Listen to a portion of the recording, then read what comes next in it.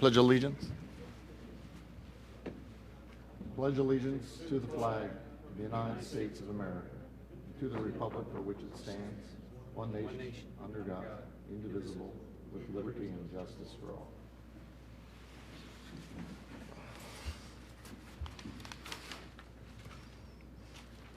We have the minutes from the March 8th meeting. Are there any comments? Move that be approved. Second.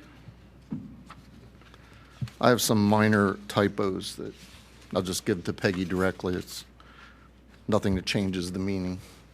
Made and second. Any further commissioner comment? All in favor? Aye. Any opposed? Bill abstains.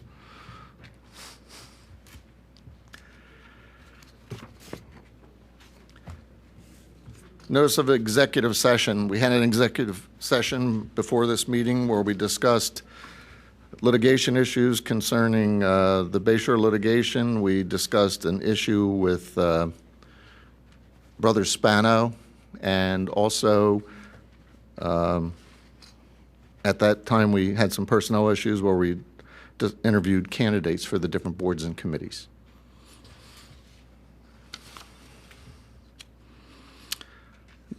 Departmental reports. Committee reports. Community development, Don. Vote on the departmental reports. Oh. Yeah, we have to move those. Yeah, we have the departmental reports for the month of February 2010. Yep. I move their approval. Second. Motion made and second. Any comments? Any questions? All in favor? Aye. Aye. Okay. All right. Okay, now, committee reports. Yeah, the first item is the introduction of HARB 10-01 Certificate of Appropriateness for a sunroom addition at 121 Runnymede Avenue. I move the approval. Second. Motion made and seconded. Any discussion with the commissioners? Any public comment? All in favor? Aye. Any opposed? Next item is HARB 10-02 Certificate of Appropriateness to demolish and rebuild existing garage using like materials. I move the approval. Second. Motion made and seconded. Any commissioner discussion? Any public discussion? All in favor? Aye. Aye. Third item is the appointment to Comprehensive Plan Implementation Committee. I move that we appoint Rick Barker to the Comprehensive Plan Implementation Committee. Second? Motion made and seconded. Any discussion? Public discussion? All in favor? Aye. I'm going to abstain. Next item is 2010 census update. Mr. Martin, will you? Just tell us briefly, about that? just to remind the residents that the census material is most likely in their possession at this point from the Census Bureau, that we need everyone to complete that. It's important for Radnor Township, for federal grants and other federal funding and programs down the road. So please take the time to fill it out and get that into the Census Bureau. Very good, thank you. And then I want to make one announcement. The Delaware Valley Regional Planning Commission has initiated a corridor study. That study includes Radnor, and there will be a public meeting about this on Tuesday, April 6th, 6:30 to 9 in the Radnor Shire Room here in Radnor. Information about that is on the township website. Very good. That's it for community development. Finance and audit, Kevin. Yeah, first item on the agenda is the schedule of bills payable identified as 10-03B. The grand total authorized for disbursements is $1,644,233.91. The bills have been approved by the respective department head, verified and processed by the finance department, and are within the 2010 budgetary limits as imposed by the Board of Commissioners at the December 14, 2009 meeting. So I'll make the motion to introduce it. Approve it. Second. Motion's made and second. Any questions or discussion from the commissioners? Yeah, one item.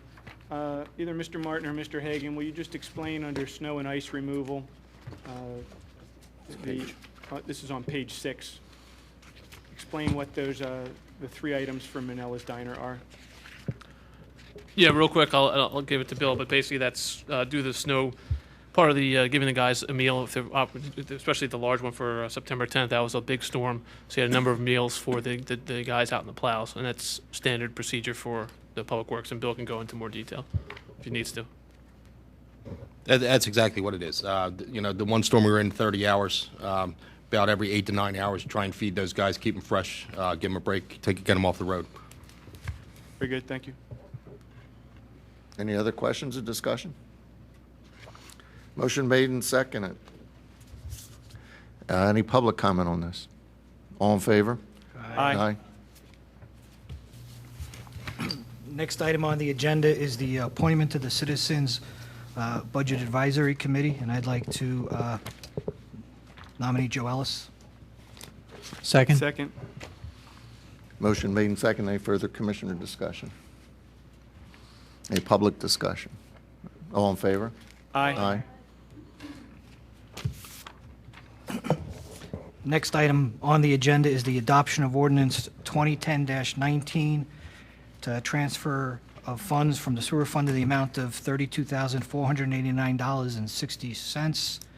And there's a ordinance attached to the package, and it should be available in the back of the room. But this is essentially to move funds over to help fund the increase that we discussed 2 meetings ago. I wasn't at the Yes. last meeting, so it was introduced 2 weeks ago. So I make the motion to approve this. Second. Motion made and seconded. Any questions or comments by the board? Public comment? All in favor? Aye. The next item on the agenda is the introduction of an ordinance 2010-20, amending ordinance 2000-12 related to the parking rates for the Wayne parking lots to make the change that the payment should be made to Radnor Township instead of the Radnor Enhancement Community Trust, I believe, if I have this Move to accurate. introduce. Second. Motion made and seconded. This simply corrects the error of making the checks payable to the Enhancement Trust and then the township putting them in their funds. We still haven't dealt with the issue and the discussion regarding the Enhancement Trust itself and the work that they're doing, right? That's correct. We're going to schedule that for another point in time. Although if there's anyone here from WBA tonight that would like to address it.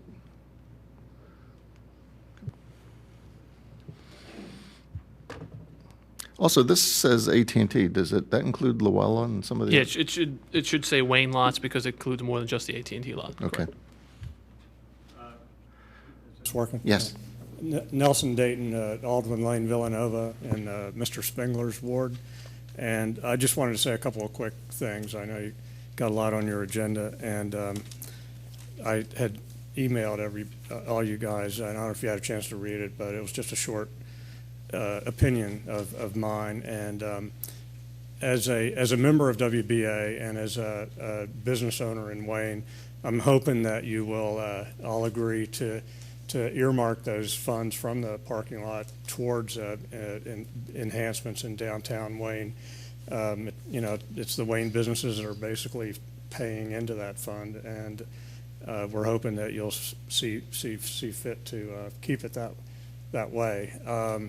Just as a real brief history, it's back in 1985, shortly after the breakup. I guess it was Ma Bell or AT&T, whoever broke up and left that parking lot empty. We had the idea to provide parking for our employees and get them off the street. And we ended up getting about 35 employees to park there on a regular basis.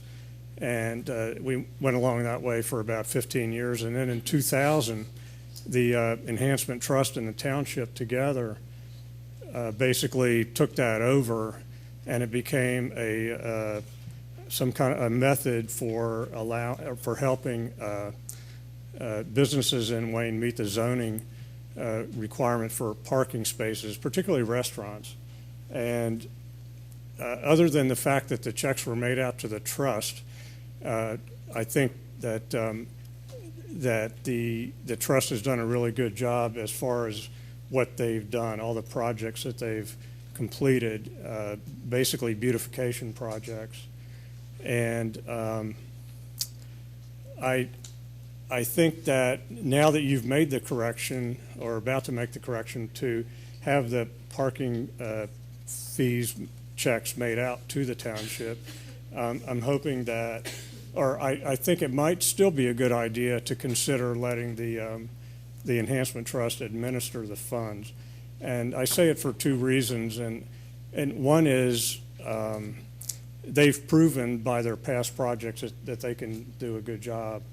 I think most people, if you're familiar with the things that they've done, going all the way back to the enhancements at the Blue Route entrance and exit with the improvements they did there to beautify that, and then all the way through, it's a great history of contributing to Radnor Township.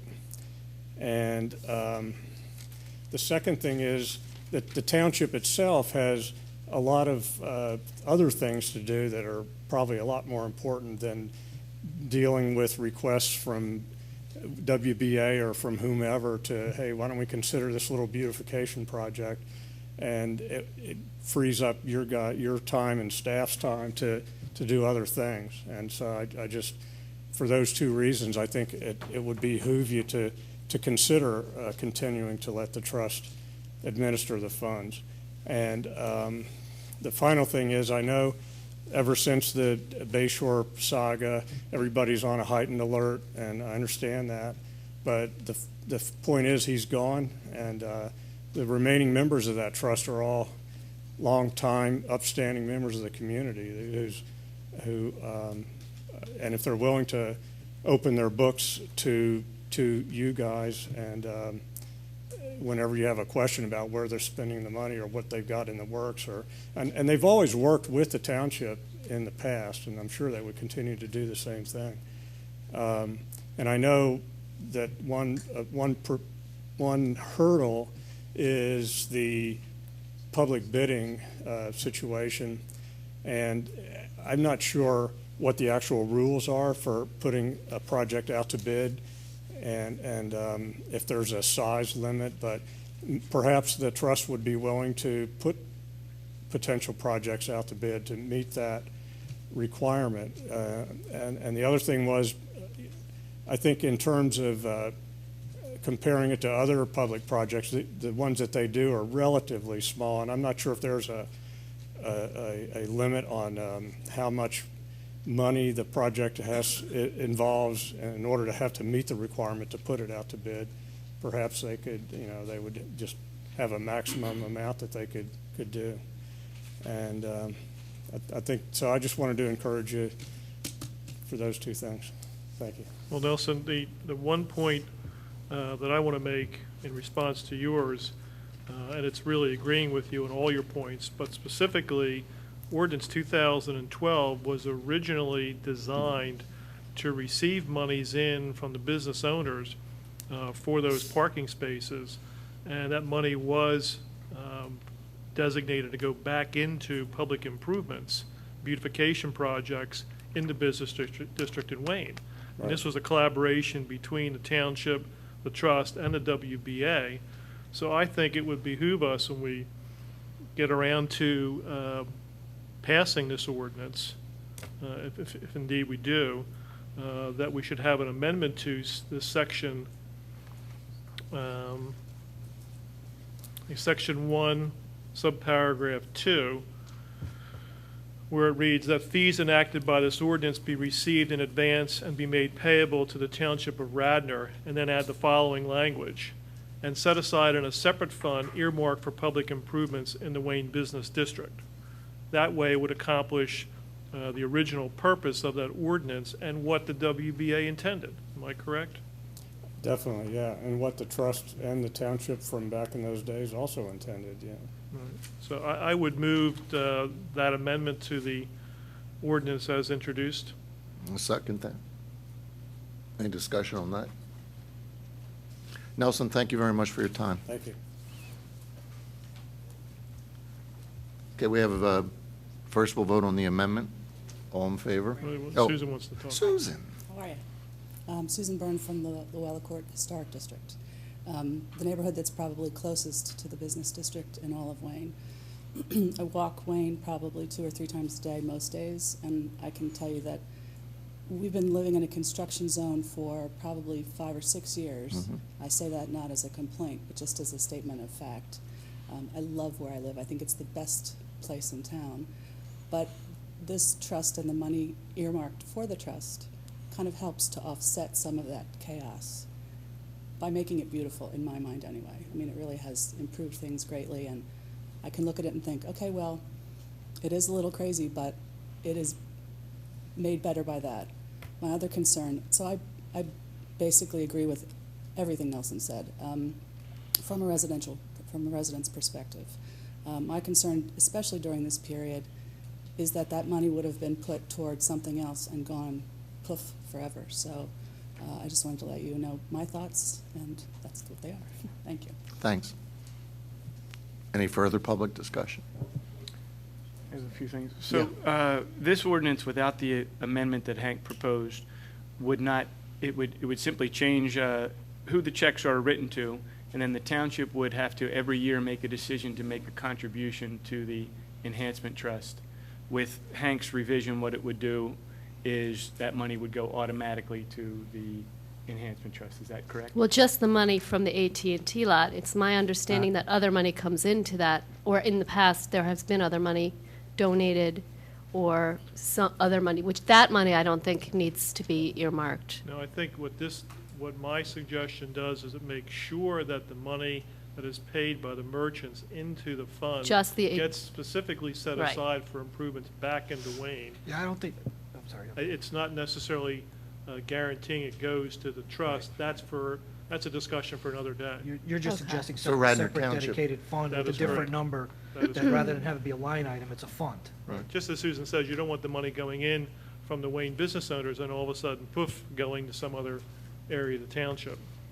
When the people paying in don't expect that. But those improvements could be done by township staff. Sure. Or the township could separately award contracts. Or give that money to the enhancement trust? Right. Exactly. Very good. And that any transfers to the enhancement trust, because of the other changes we've in place, will be part of the budget process. Individual line items that we will vote on.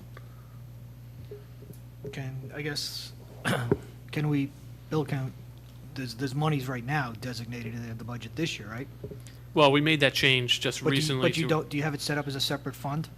No, not a you have a separate fund. We have separate a line item, right? revenue item and an expense item, Right. contribution to Radnor Enhancement Community Trust on the expense So if side. we adopt Hank's suggestion, do you essentially do that in 2010, or do you create the new fund in 2011? We could probably set up, I'd have to talk to the finance director about setting up this year, whether we could do that. Okay.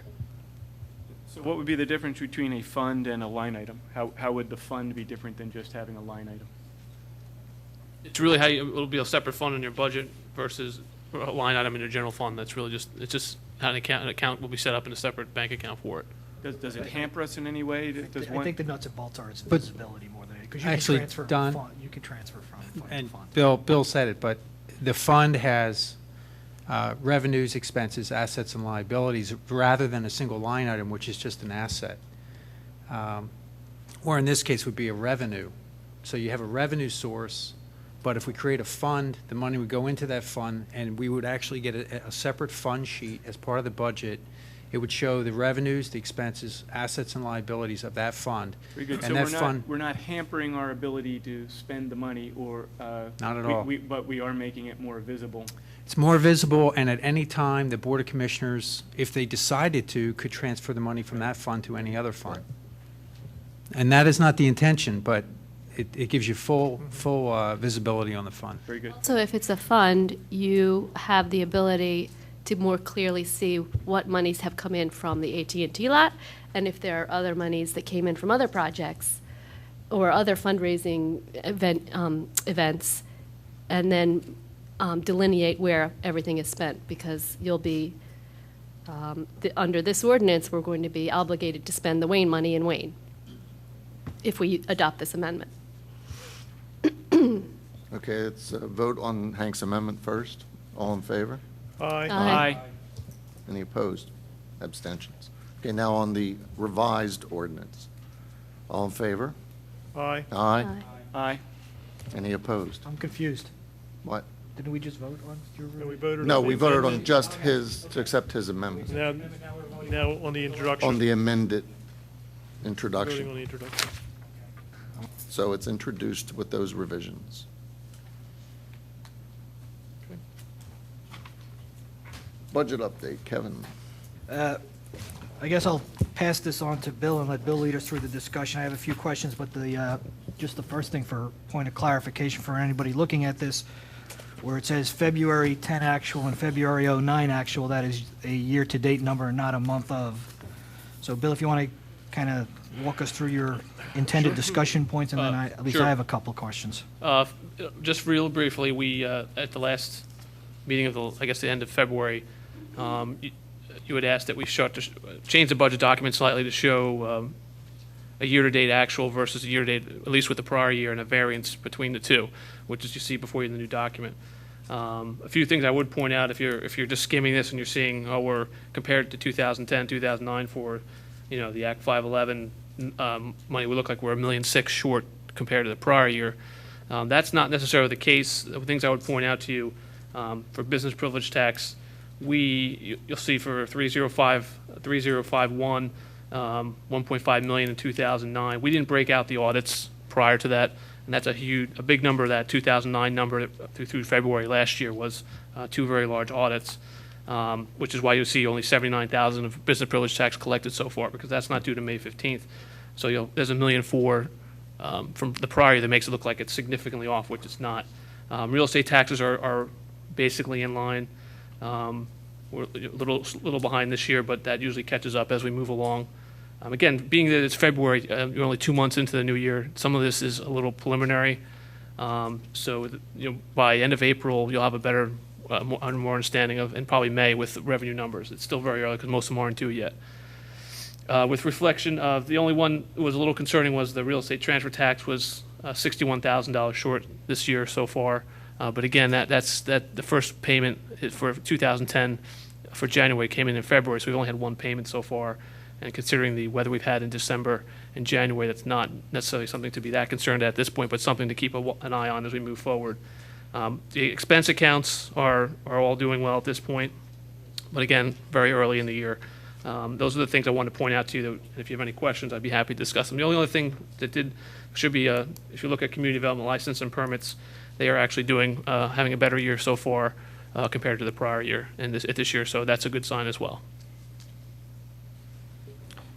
Bill, I have a few questions. If you factor out the rear yard pickup in that business privilege line, the February year-to-date numbers versus the February year-to-date numbers from last year are down about 8%.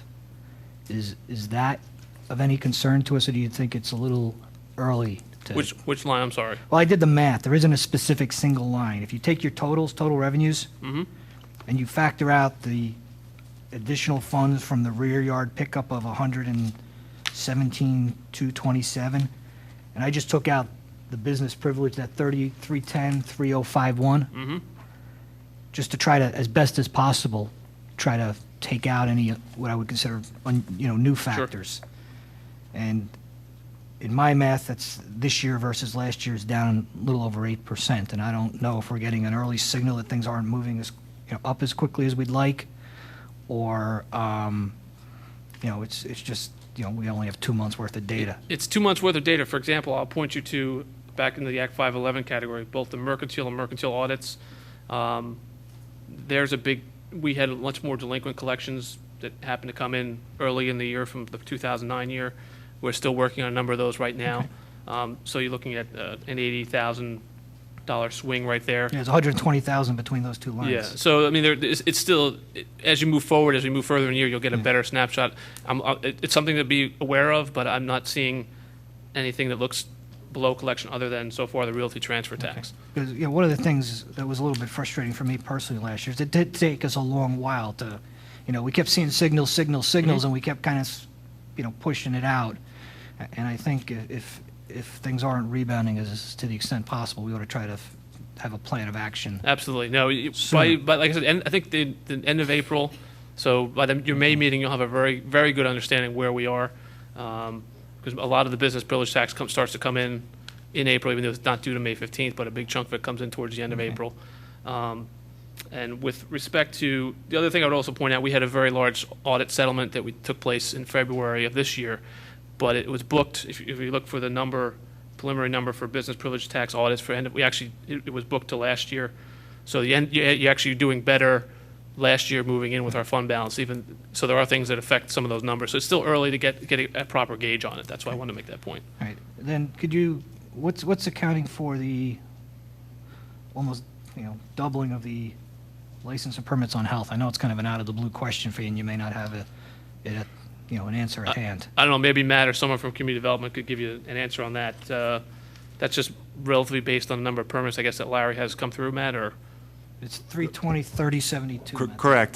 Kevin, I'll find out more in depth tomorrow. That's for fine. you. I know it's a bit of an unfair question. Yeah, but again, if you look, they're doing better this year. Right. I mean, building permits are up, and the activity is up. While it's not the large institutional volume that we've had in the past, there are a number of they're doing better right now compared to last year, and the activity is up as well.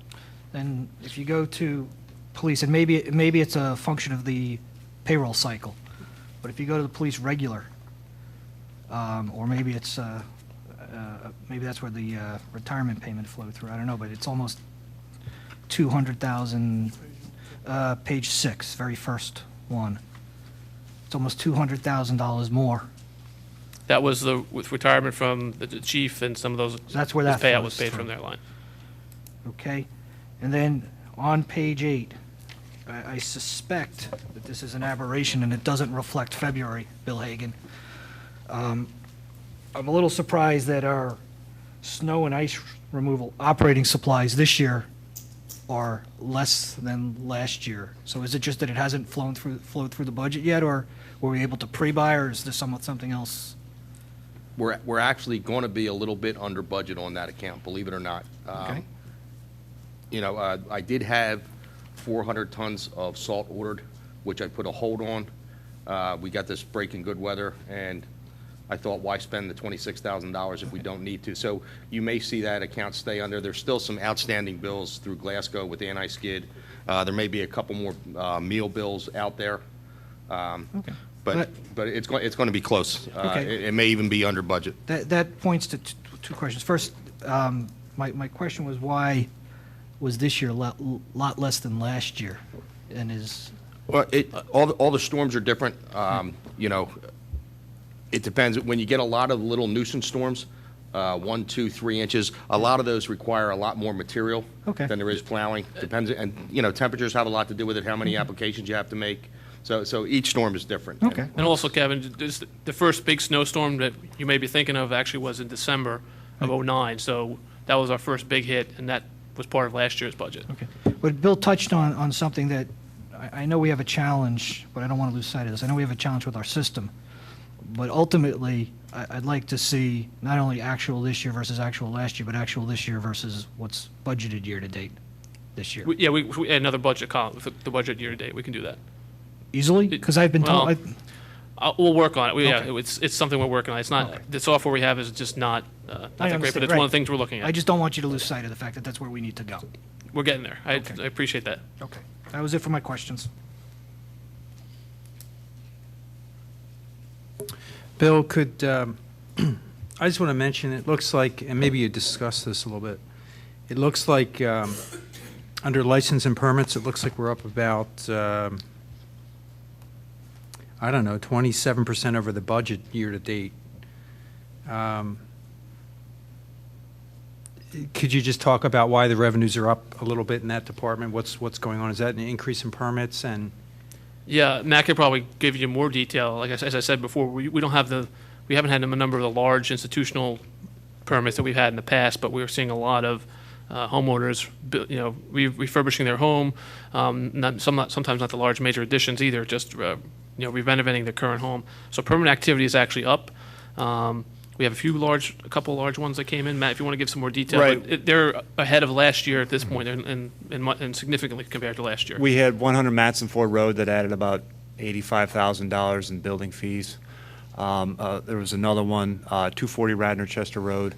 But Bill's right, for every Villanova Law School, we're not seeing that right now, but we're seeing 15 small ones come in that still take a lot of man hours to do, and those may not generate a lot of the fees, but we're still quite busy.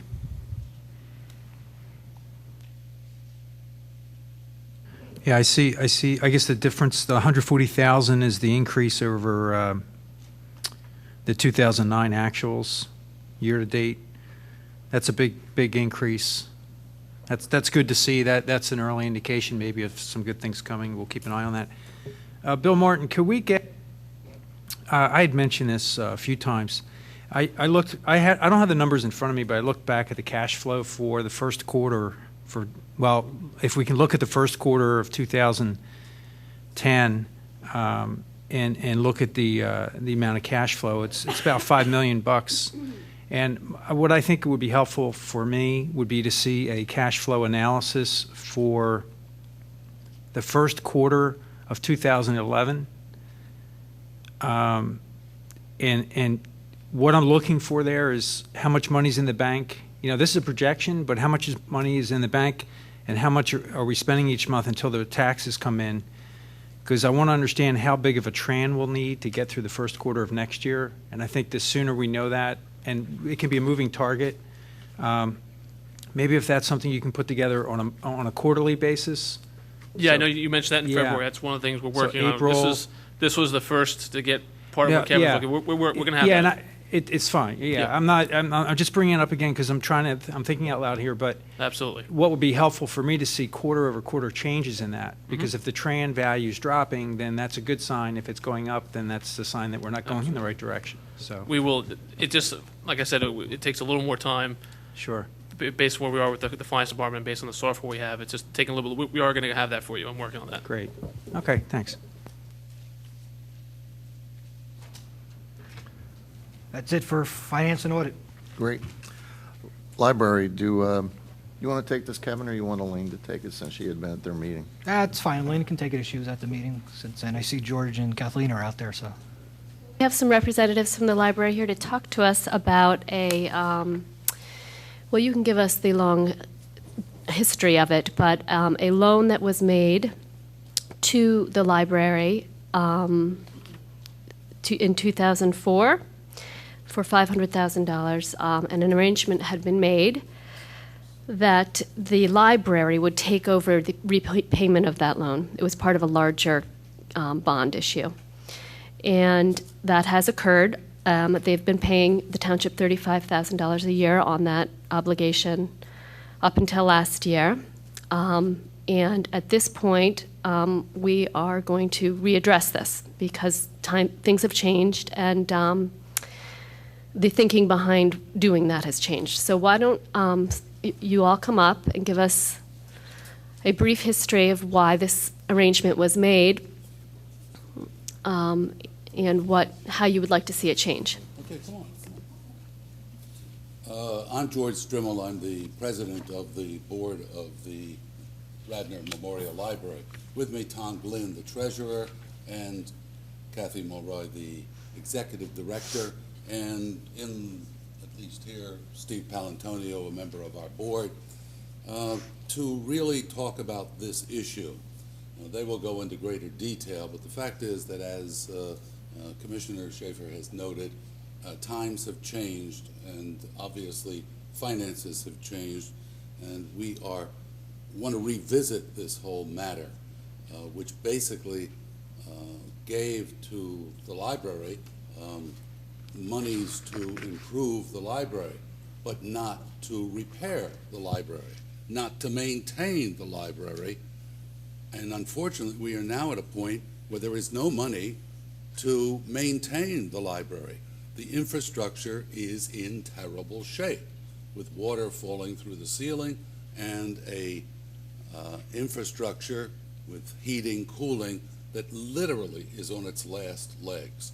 But others can perhaps speak better to that, and I'll start with Tom Glynn, our treasurer, who can really speak to the dollars and cents. Thanks, George. I'll give you a brief history as I understand it. The township issued a general obligation bond issue in 2004, and the library at one point requested a loan for $500,000 to do various and sundry maintenance things and improvement things on the building. I wasn't a participant at the time, but I think what happened is there was a general consensus that we either needed a new library or we need a radical update of the library, putting on a second level and so on. Excuse me. We sent a memo to Bill Martin. I think you probably have copies of it, sort of outlining the basic things and the issue of what do we do at this point. We have a library that we spent roughly $300,000 to sustain rather than bring to life, and that was the remodeling of the inside, new furniture, new carpeting, and so on. We have all the detail of the money that was spent from the $500,000. There remains about $246,000 of the original loan, which we segregated and have in a money market account, earning minimal interest. Recently, we've had another assessment of what needs to be done at the library. There's a significant problem with the roof. The HVAC system is essentially shot. There was a recommendation 2 years ago where the township was going to spend $65,000 to repair the HVAC system. That did not happen.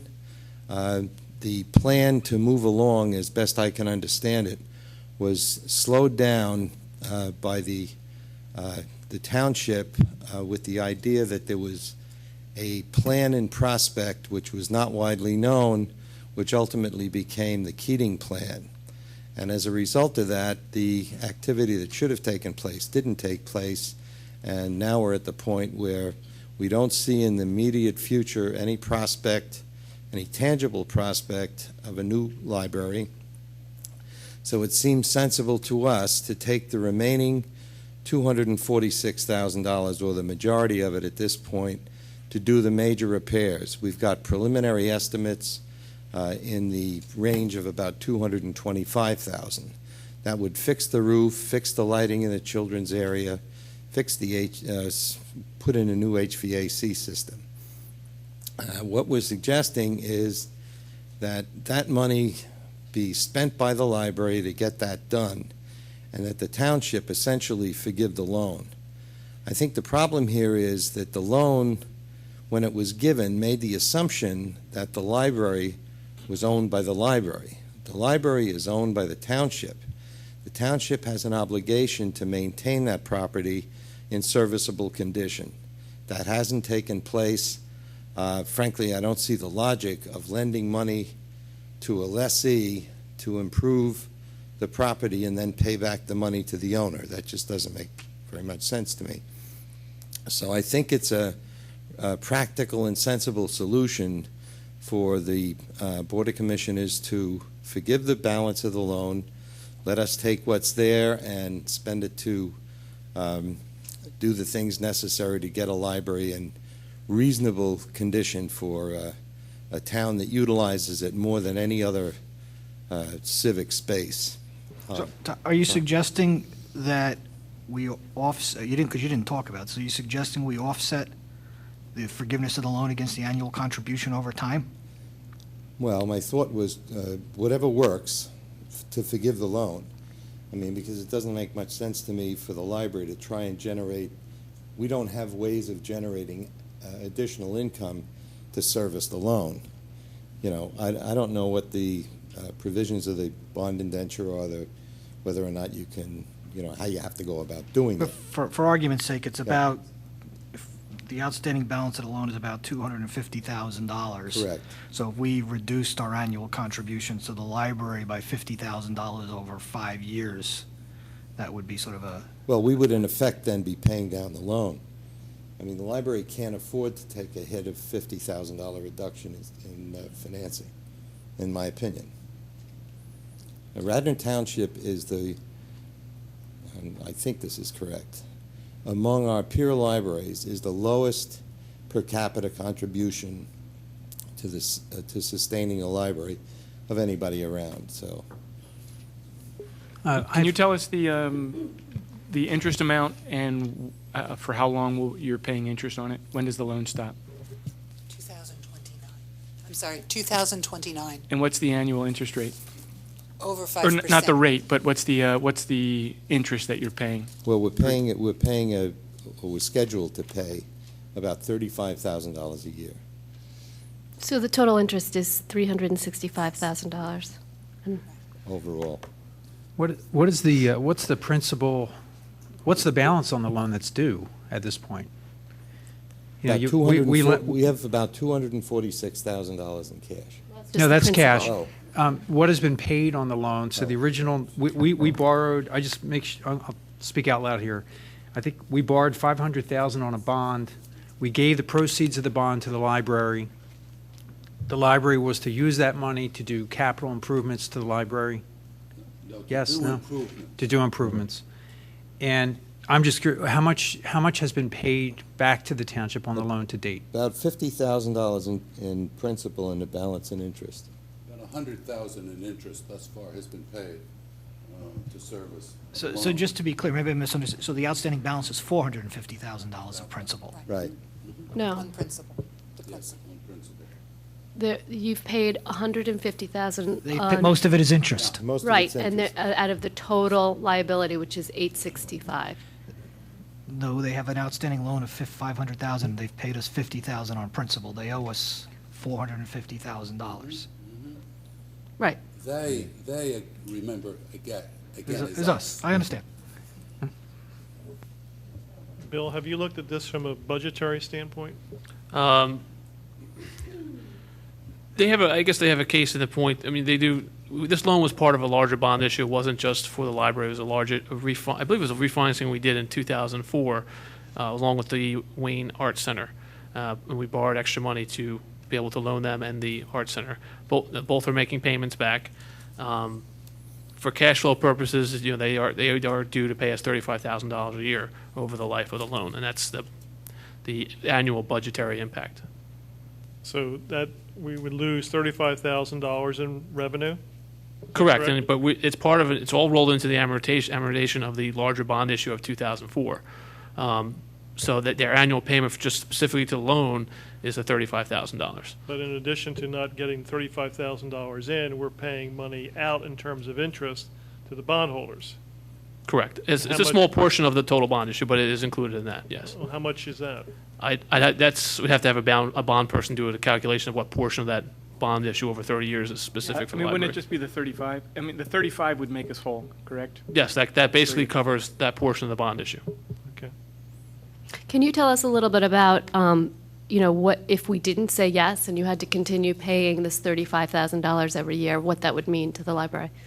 Well, the problem is that the library is just getting by with major cuts in hours, and I think Kathy could tell you all the things we've done in terms of cutting back the hours of employees, cutting back the hours that were open, doing everything we could within our budget constraints to live with not getting any additional funding from the township.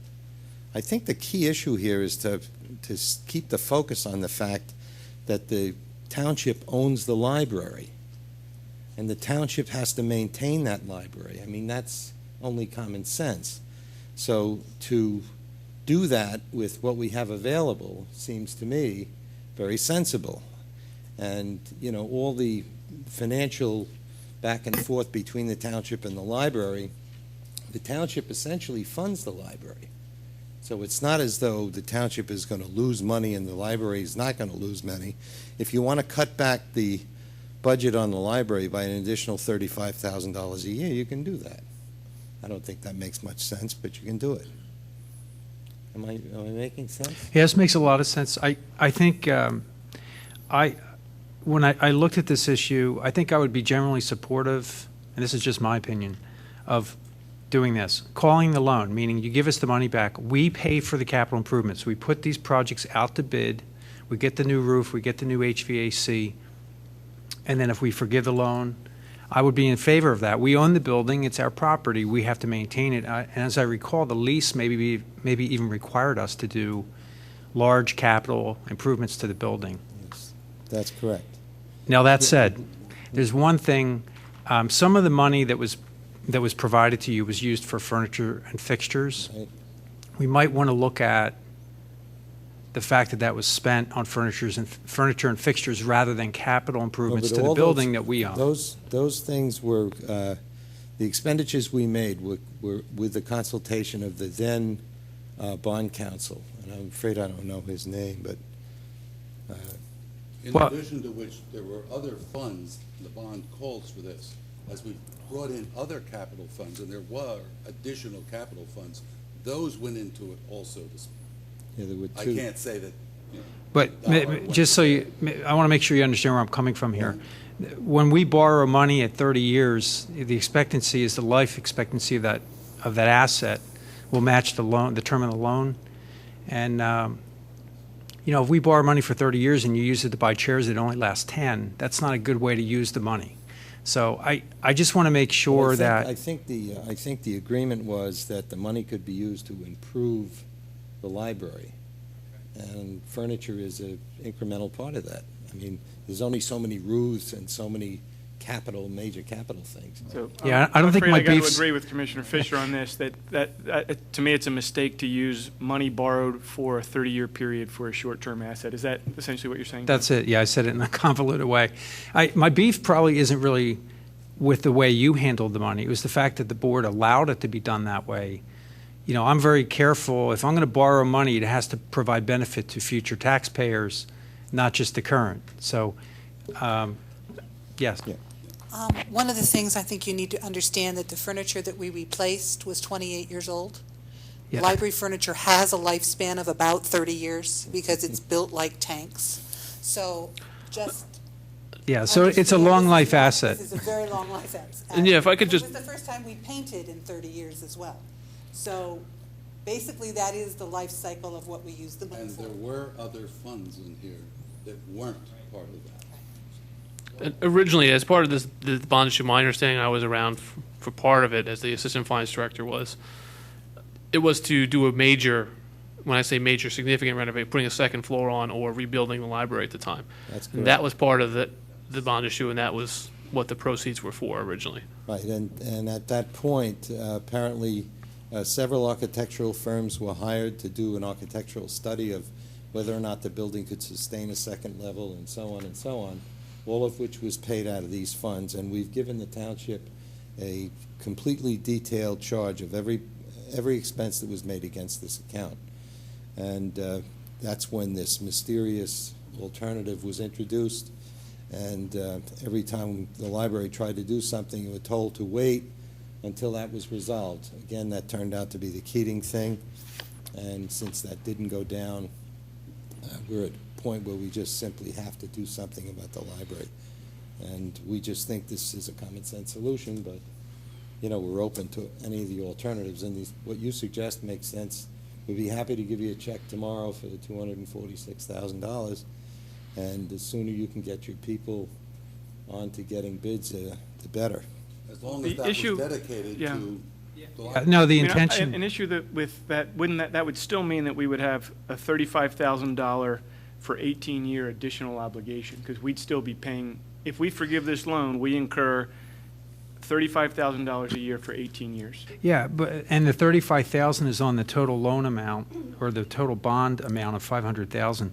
It's our building. We have an obligation to maintain that building. So whether we borrowed the money in 2004 or do it tomorrow, we still had to borrow the money.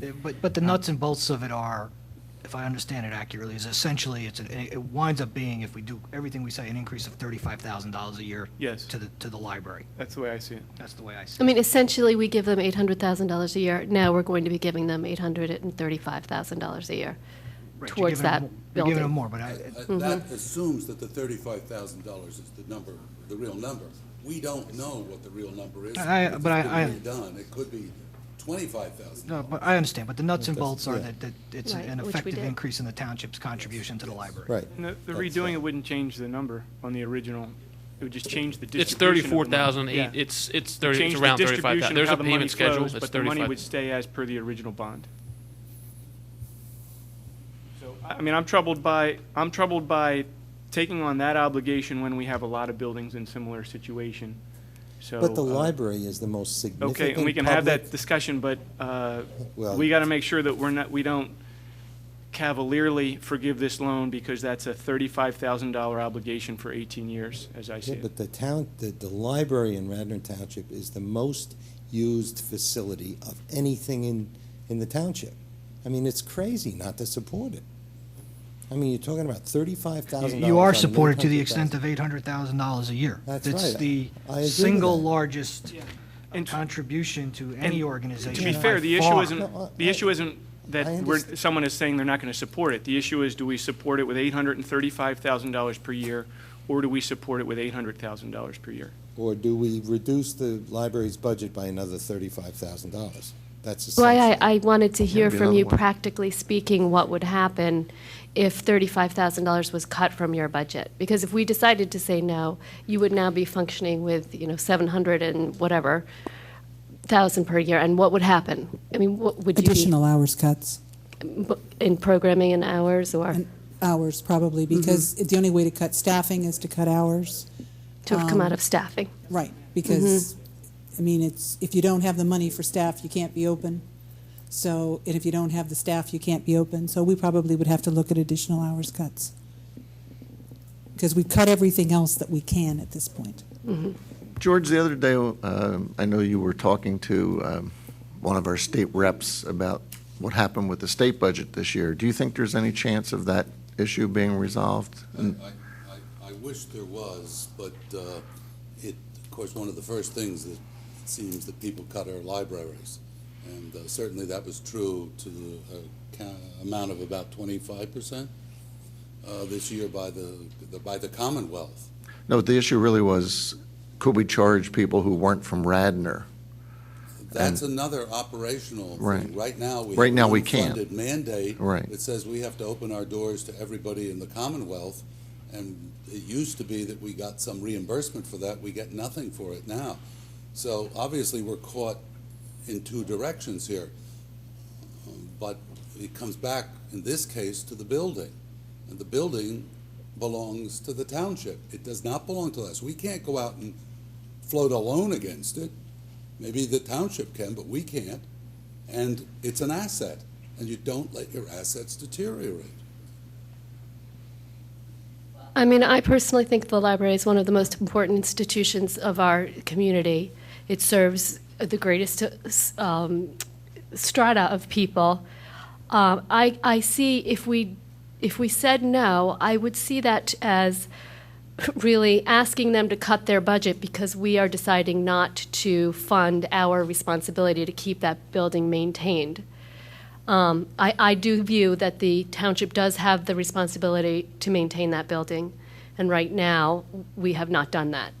So if we decide to do that by cutting their budget, I mean, that's in my view, a pretty draconian measure, given the fact that they have faced so many cuts. They've cut hours already. Users are already annoyed at the reduction in hours, and it has made a negative impact in our community, and I don't want to exacerbate that. So where do you propose we find the $35,000 in our budget? I mean, it's not a budget-neutral decision, because we don't know that. I mean, we don't have anywhere to pull it out from. Is there the money that the township contributes to the library, is that by rule not to be used for capital improvements? Or can that be $800,000 that you use as you see fit? It's operating. It's basically operating expenses. And is that by rule, or is that is there some obligation to that you Well, I don't know that there's any rule. That's the way it's always been. Very good. Capital over, what is it, $500? Capital over $500 has always been the responsibility of the township. So if we have a problem, the library pays the first $500, the township pays the difference. And the township, Hagan and his people, have done as good a job as they possibly can in a terrible situation. The roof needs to be replaced. The township does not have the people or the dollars and cents to replace it. Sitting there is $246,000 that can accomplish this. In days past, we had capital funds. We don't have them now. I don't think the issue is whether to use that money for the improvements. The issue is who's going to pay back the money. But I think if you go back to the original thing, and maybe it's me, but the township loaned money to the lessee to use on building improvement and then pay back the township. So the money that ultimately gets paid back to the township theoretically increases the value of the asset. That just doesn't make any sense to me. Does anybody know of a situation where somebody leases a piece of property and the owner lends him money, he fixes up the owner's property and gives the money back to the owner? Right. I don't think it makes sense, but the issue to me is that the revision, what you're proposing as the alternative, costs $35,000 more per year for 18 years. Well, you can look at that as the township made a mistake in the past, and this is the cost of fixing that mistake. Very good, and that's the issue. Do we fix that mistake by spending $35,000 more per year for 18 years, or do we fix that mistake by service cuts or some combination of transferring revenue from operation to capital? And that, to me, I'm certainly not quick to say that we should assume $35,000 more per year for 18 years because of the mistake that was made previously. Well, I'd like to know also, the $35,000 is assuming a $500,000 loan. I'd like to know what that number would be for the balance of that. So if you're going to give us back $250,000 to do these improvements, what would the payment be on the money that you had already spent?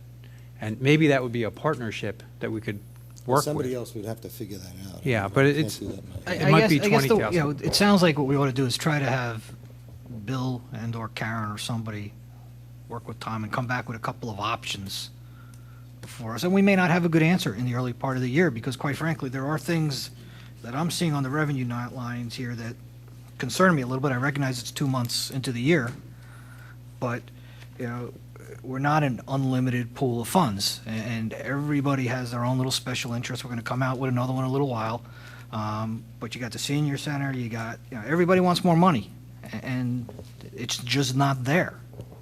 And I welcome alternatives. I mean, it sounds like a noble endeavor, and I kind of agree with the idea of freeing it up to be utilized. But net, as I understand it right now, it becomes an effective increase in the township's contribution to the library, and that's something we ought to just understand fully before we ever agree to something like that. And I would be interested to hear more specifics about what those service cuts are, because that's ultimately, the way I see it, that's what we're going to do. We're going to choose between one option, which is service cuts, and one option, which is an increase in our subsidy to the library. So I want to know what those service cuts would be in order to make the decision. There's another option that we're not even discussing, is that, in fact, that we own this building and we have an obligation under the lease to fix the roof. So the third option, or second option, I guess I could say, is that the township find money in the budget to put a new roof on the library. And that doesn't look like it's very probable. So the concept of having them give back the money to pay for the improvements, which was the original intention of the money in the first place, makes a lot of sense. As far as forgiving the loan, we need to understand how much of the loan we're forgiving. Are we forgiving all of the loan, part of the loan, or none of it? And once we understand those things, then we can make a good decision. So isn't that immaterial, though? Because what we're forgiving is the money, the revenue coming in. It doesn't matter. What we're forgiving is the $35K for 18 years. So I think we already know that information. We would be calling the loan and then forgiving the Yeah, payment. but by forgiving the loan, what we're doing is we're letting them stop the revenue stream in. So it doesn't matter how much is what the balance on the loan is. What matters is the revenue stream interrupted, which is $35,000 a year for 18 years, is interrupted. So I don't see that we need that information, because I think that's what we already have, $35,000 a year for 18 years. Well, somebody did ask the question. We ought to just make sure or better understand the alignment between your repayment schedule and the actual repayment schedule of the loan, because there may be a potential for a disconnect there. Well, Kevin, I think we're just talking about too, the loan for the library is set. I mean, that's what Don is saying. They're supposed to make that 35,000. It's rolled into a larger bond issue. It's not a specific bond issue. No, I just for understand, but the library. $500,000 principal balance or segment of that loan are the payment terms that the library is making back to us consistent with the amortization schedule of that overall loan, and you just have to change the proceeds of the loan from whatever it was to $500,000 and then compare it to the $35,000. It's not a difficult exercise, but it may be more advantageous to us, and maybe less. You may be paying more, you may be paying less. You know, there may be an arbitrage opportunity that we shouldn't be arbitraging the library, in my opinion. I doubt we are, but we may be, and I'd just like to see that as well. But somebody else already suggested that. And to Don's point, I think what I'm trying to say is that the $35,000 per year through 2029 is predicated on the $500,000 loan. If they're giving us half of it back, it's the same as if you give half the money back to the bank. You can actually get a smaller loan with a smaller payment, and that's what in essence we would have here. But only if we I don't know that you use can it. prepay that loan. Can Yeah, you prepay if that? we That use balance it- may be out there. Right. If we, do I misunderstand you? But only if we don't use the money. If we take the money back and give it back to the lender, then what you said happens. But if we take the money back and then spend it, we still have the obligation, and we're still deferring the revenue stream of $35K for 18 years. We take the money back and spend it on an obligation that we already had. The obligation began when the library was built and when the township decided to give it to the library to use. Does it make any sense to take a look at the overall bond issue and see what kind of interest rate we're paying on that for the number of institutions that we're loaning the money to, and see if we can get a better rate by floating a new bond? Does it make any sense? I'm going to have to take a look. I think that this one actually may have been part of the issue we refinanced last year. I have to look at the files to Is make it? sure, Okay. because there were two in 2004. I think the Can I important, ask a question on that, Bill? So if we got a better interest rate by refinancing, did we pass any of that? Okay, so you're paying us. Yeah, I'd have to look at the issue and see which one it was to be sure that was the one that was for the library and See, the that art center. would be a greater justification for forgiveness of the loan if we are actually paying back at a lower interest rate than we were originally as part of this deal. I think what's But important, weren't those savings included in our budget? So even if you do what Commissioner Mahoney just said, we're still incurring $35,000 more per year for 18 years. and I think what's Looking important at it from a here, rationalization standpoint, not a budgetary standpoint, but It I know seems- they're intertwined. seems to me now we're at the point where we have, on the one hand, looking at fiscal options, you can look at interest rates and renegotiating the loan and yada, yada, yada. The other thing is it's imperative that we get on with fixing this. The roof is leaking as you walk into the children's area. Yeah, I mean, that- it's a disgrace. That was And the other question I had. You mentioned that you already had either bids or estimates. Yeah, just estimates. Just estimates. So you haven't put this thing out to bid. No. And were you planning on putting it out for bid? Well, we didn't have any money to pay them, so we couldn't do that. Well, you got the 240,000. The question No, is, do we do it, or do we return it to the township? And either way, we want to, conform to the law. If we take the money back and we take the obligation of repaying it back, we have to bid it out. I mean, now it's township money and taxpayers paying for it. So we're talking So- about some delay here in getting the work done. Yeah, that's what we're trying But to do you have to avoid. bid it out? No. You don't have to bid it out. Okay, so are you? We would counsel with township on who to bid. But it just doesn't seem to make sense to, there's two different issues, and I think one of them is gonna take a lot longer to resolve than the other, and if you need your roof fixed, we ought to figure a way to let you guys go get the roof fixed. Yeah, exactly. That's my point. It has been in our capital request for 4 years to Yeah. get the roof fixed. A number of years ago, that was on the HVAC. You- Okay, the- so the- with the two projects, the roof and the HVAC, what is the total estimate? Well, the estimate, go ahead. Actually, break it out between projects. There's a couple of more items. Right, the HVAC system is approximately $100,000. Go ahead. We don't have a firm price yet, and the roof repair is running between 40 and 80, depending on which solution they come up with. And there's a couple other items you Yeah, said? there are items, yep. Yes. there's Such as? upgrading the bathrooms, including better lighting, making our stalls ADA compliant. We have no exhaust in our bathrooms, making them smell, and flooring. Lighting improvements, including the children's area, which the lights in the ceiling continue to flicker out and are not replaceable. So that area is about $12,500 to $14,000. We do not have ADA compliant front doors. We don't have electric doors, so we are not ADA compliant in that area. So changing that's another $10,000 to $12,000. And the HVA system, as I said, is around 100, and the roof repair is running between 60 and 80, the prices that I'm getting. And that's just to That's for replace a partial roof. the part of the roof that's actually leaking. So just assume for a minute we all decided not to forgive the loan. And would you go forward with these projects if we said you can use the money, that's the $246,000 that's still in the account? Would you do these projects, or would you do something different? No, we have to do them. We don't have a choice. So, We just is think- your short-term request a request from us to authorize you to use that $246,000 on these projects? And then a second request is to forgive the loan? Is that a fair way to characterize it? The other way around. That's good, I like that, George. We saw it as a package. I understood you saw it as a package. It doesn't have to be a package, but. Oh, yes, please. Excuse me, one thing to the, I'm sorry, Steve Palantoni, I'm on the Board of Trustees of the library.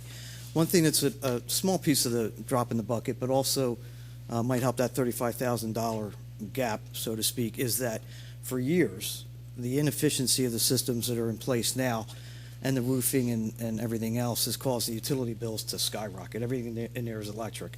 So with the new roof that has probably going to need new insulation, reflect the heat from the sun, et cetera, new energy efficient RTUs, rooftop units, et cetera, the library's operating budget for utilities should significantly drop to a degree, which should therefore help offset that. So if you look at it another way, for all these years, how old are those units? 30.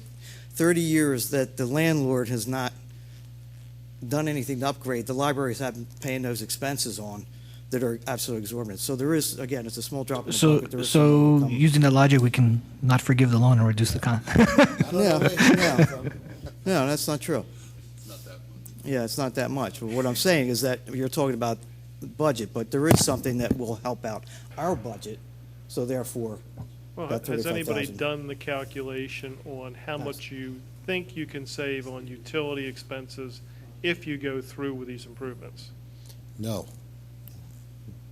We have been told possibly 20%. Against what? What's Right the? now, well, at the current electrical bill, we're spending in excess of $60,000 a year on electricity. And it's all electric? It's billing. all electric. It's an electric heat pump system. So if you're saving 20%, that's probably an 12,000. optimistic number. Right. You probably got it from the roofing people and the HVAC people. Right. But even assuming that 20%, so 10,000. that's 10, 12%, $12,000. $12,000? 12,000. That, of course, does not include the estimated between 10 and 20% increase next year that PICO is predicting with the change in deregulation. So basically, we'll stay where we are rather than have our electric bill go up another 10 to 20%. And we would note the amount of time that the township has to come over to work on at least patch jobs, which would no longer be required. You're dealing, I mean, that costs something. And time and energy should be noted. Bill, what do you think about the situation? Hate to Well- put you on the spot, but you're the public works man. Well, I know for a fact that the money has been in the budget, or it was in capital improvements, and it's just not been done. I had actually gotten a price of $65,000 for the roof. I actually have had 3 or 4 roofers over there in the last 3 weeks trying to come up with a solution to stop the water from going in where the entrance is.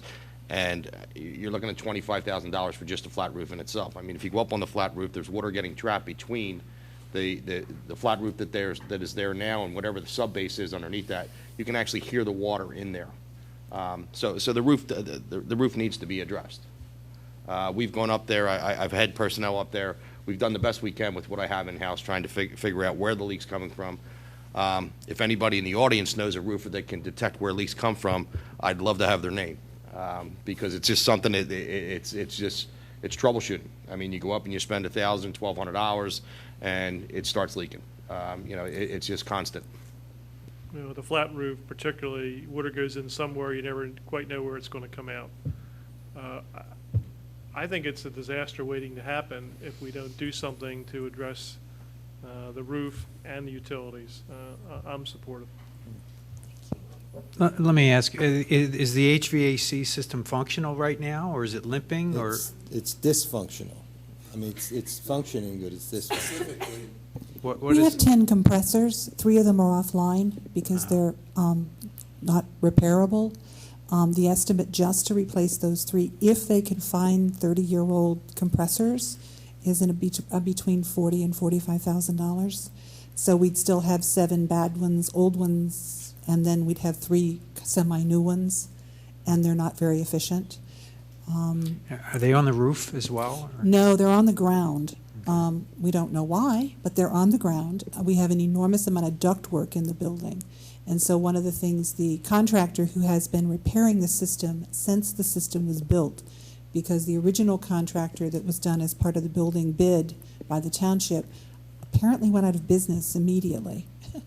So it's been being worked on, and I mean, literally, we're having electrical issues. We have no control system other than little wheels, so it's very difficult to do any kind of adjustment for temperature. So we're wasting energy at times. And it's just limping along, and one more compressor goes down, and it's going to start being a problem. Our humidity issues are already going up because without the sufficient airflow, et cetera, that's starting to damage the materials. But we really have 2 different decisions to make here, right? The first is to let you guys have the freedom to fix what you need to fix. The second issue is ultimately the forgiveness of the loan. Right. And it seems to me, I don't want to stand in the way of you doing what you need to do to fix it, but I'm not prepared, without far more analysis, without understanding the trade-offs that we have across our entire budget, to say tonight, your loan's forgiven. I'm not sure I'm even willing to do that over the next couple of months till we get a better sense of what the finances look like. I don't think that we can. From can. their perspective, they're saying, we're going to give you the $240,000 back so we get out from underneath at least some of the loan problem. So they kind of need to know, correct me if I'm wrong, you need to know whether or not the loan's going to be forgiven so that you don't have to worry about the payback, right? Otherwise, you give us the money back and say, we'll walk away from it. Yeah. Exactly. And just pay you whatever amount we have to pay you on a yearly basis. Well, I would need to know the service cuts before I could make the decision. I mean, essentially, that's what, we have an option of paying for it with service cuts, and I'd need to know what those service cuts are. I think we can bifurcate this issue. I mean, the work needs to be done. I think we can reach consensus on that. I don't think that we can ask them to do it, holding on to the loan, and then decide whether to forgive the loan, because we get ourselves into trouble doing that. We're now then taking on a taxpayer burden that didn't have the safeguards and spending of the bid process and the conflict of interest that we would have to instill. I think that we need to take the money back in order to spend the money properly, but that should not be contingent upon whether we forgive it or not. Then we can decide whether we forgive it or not. Either we ask them to pay it back, we make them pay it back, or we forgive it and absorb it. I was under the impression, though, that you don't need to return the loan in order to make the improvements. You could make the improvements as the library, correct? Using that. So I don't know if that's different than what, I'm hearing it to be different than what. I'm gonna, hindsight is 20/20 here. This is another case where we have pushed the revenues to another party, cash, whatever, and allowing them to go out to bid on, not go out to bid, to not follow a competitive process. This is a capital works project. This is a township-owned building. I don't think we can legally even tell them to go ahead and do the repairs. I think the money should be given back. We should put it out to bid and get the work done. I will support, without knowing anything else, if you give us back half the money, I'll support forgiving half the loan, because we have an obligation to fix that building. I said this about 2 years ago, that this township has never had a comprehensive program for maintaining its buildings. We have a lot of buildings in this township that we just hope we're going to get by, and the last one we looked at was a cottage that literally had, the backhoe ready to plow it over.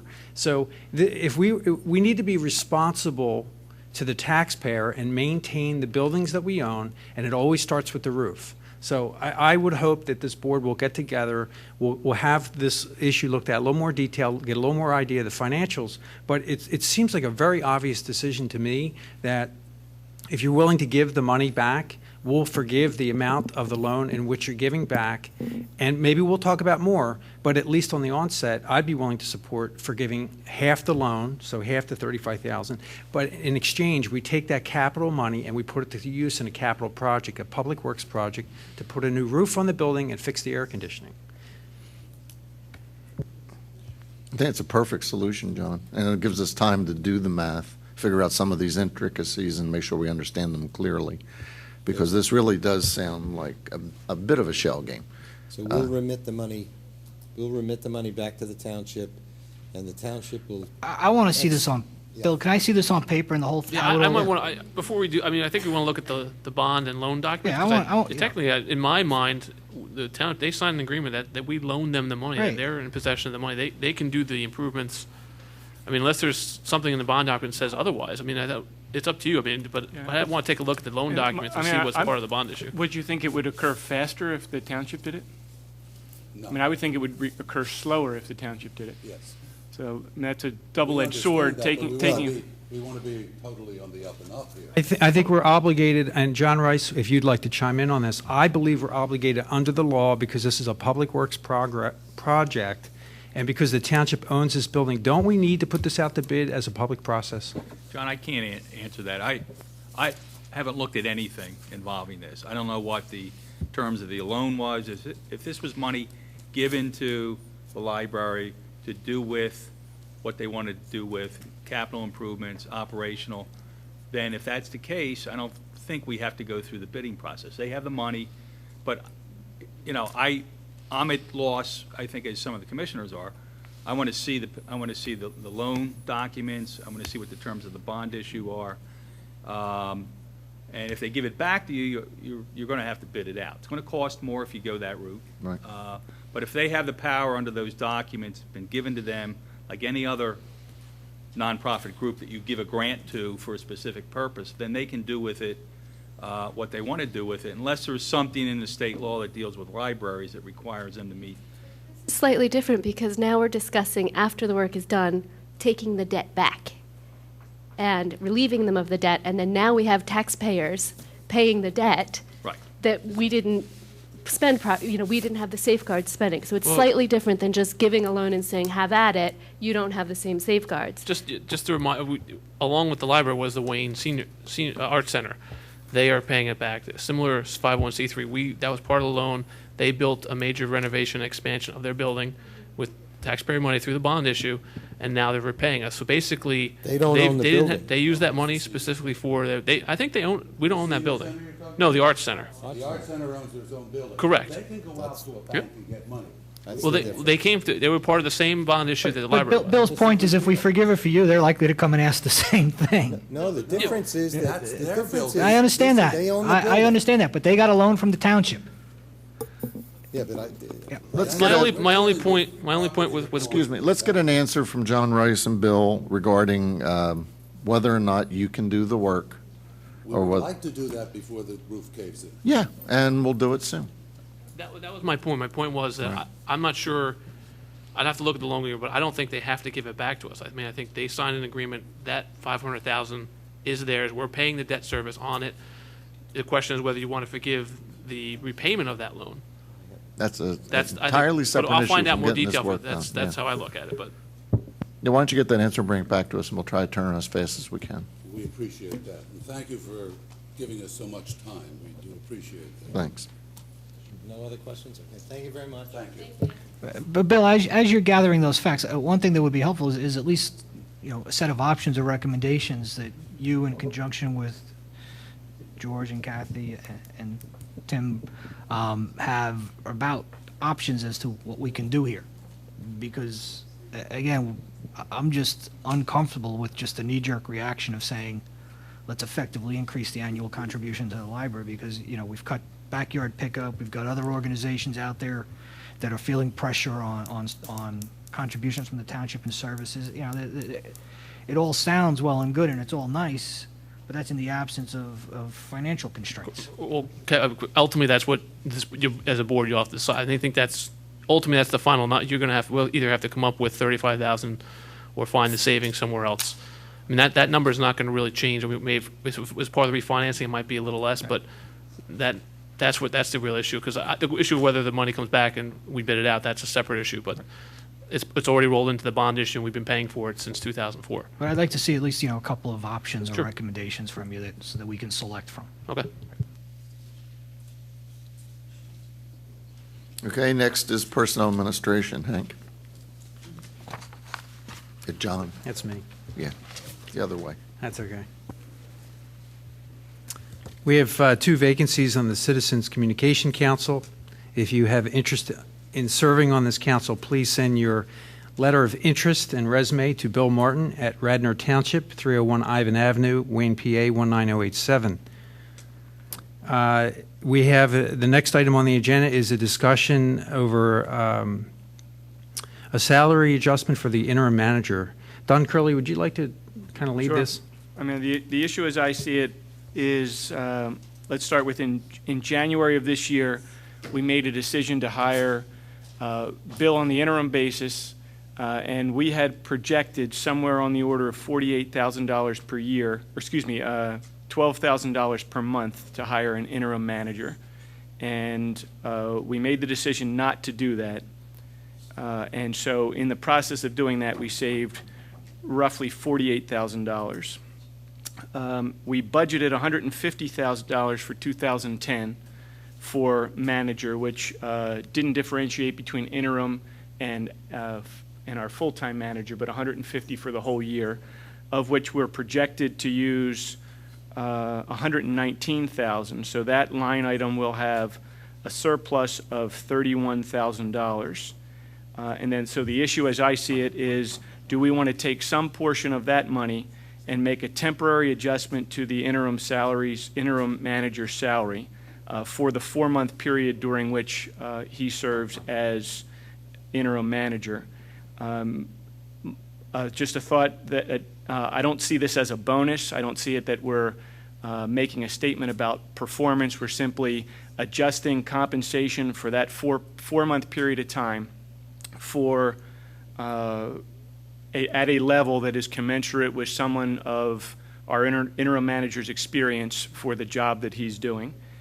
So I have a value of somewhere around $1,300 a month for the period during which he serves as interim manager. I came up with that number because we had some salaries of managers on the main line, and increasing the interim manager's salary by $1,300 a month on an annual basis would put him up onto it would still make him the lowest paid manager on the main line, or of the 5 that we sampled, but it would put him at a level commensurate with another manager that has a similar level of experience. So with that, I'll just put it out to the board to hear the board's thought on that idea. So we're talking about increasing Bill Martin's compensation by $7,200 for the first 4 months of the year, January through April. Is that correct? I think it would be $5,200, wouldn't it? 1,300 times. I'm sorry, $5,200. Yes. Well, it was multiplying incorrectly. I'd be supportive of that. And part of it, important part of this discussion you didn't mention is that as the manager, that's the board's responsibility to set those levels. Very much so. Whereas we know there's some salary issues within our structure as a whole, but that's really should be dealt with in the management. Yes. Well, we've asked Bill Martin to take on an enormous responsibility of acting manager for the last 2 months. And one thing's clear, the job of manager of the township is very demanding. It basically takes over your life. You know, Bill's working nights and weekends. If I send Bill an email on a Sunday morning, he responds to my email very quickly. So this is a case where I think this is the right thing to do. I think this is a good way to support the person who's running the township right now, and I'm in favor of this. I think this would be a good idea.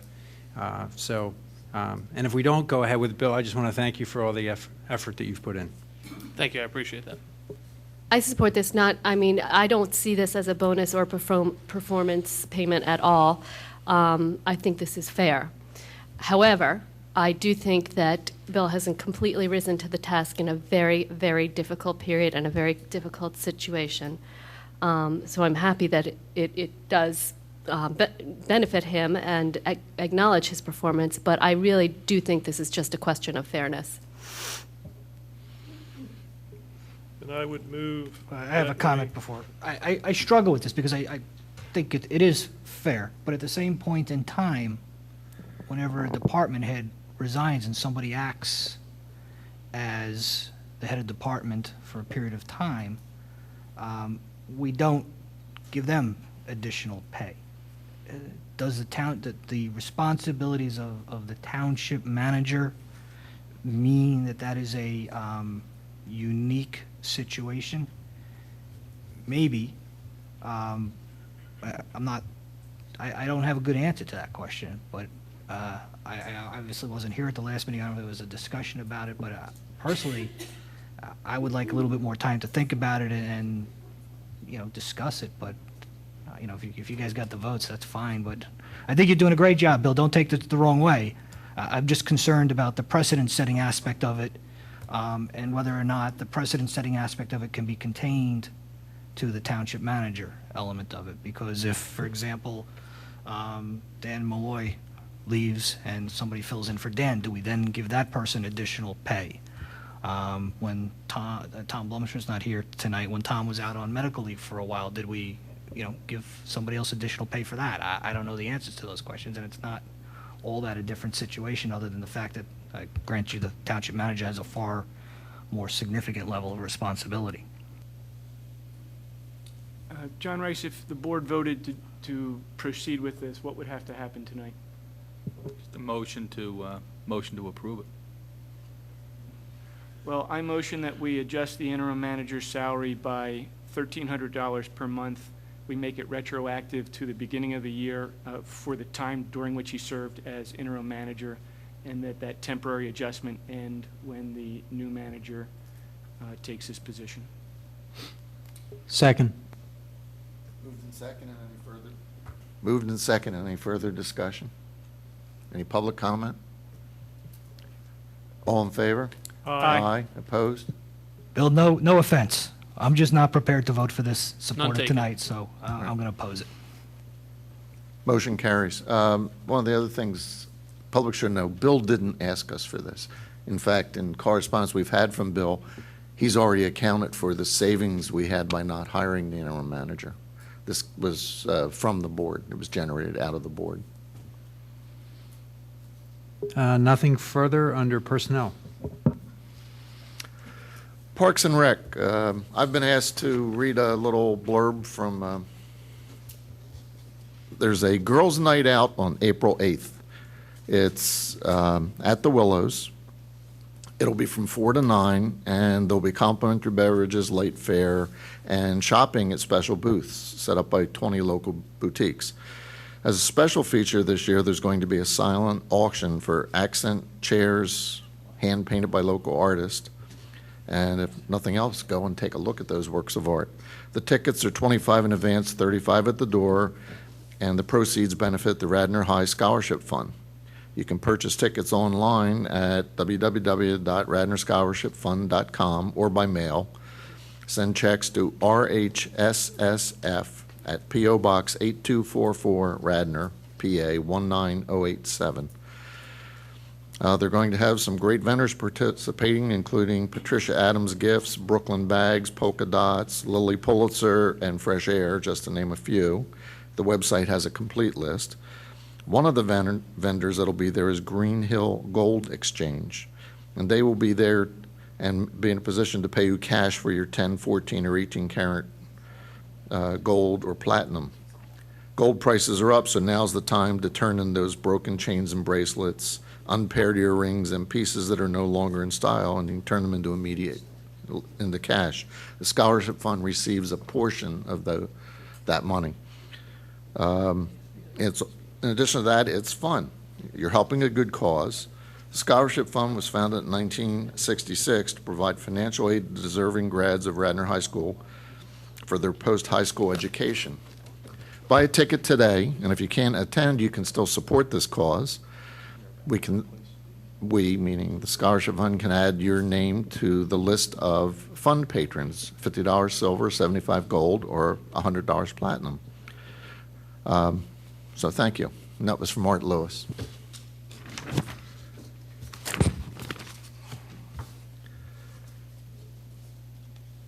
Next item on the agenda is the adoption of ordinance 2010-17, the Willows Cottage lease amendment. Motion? Need a motion?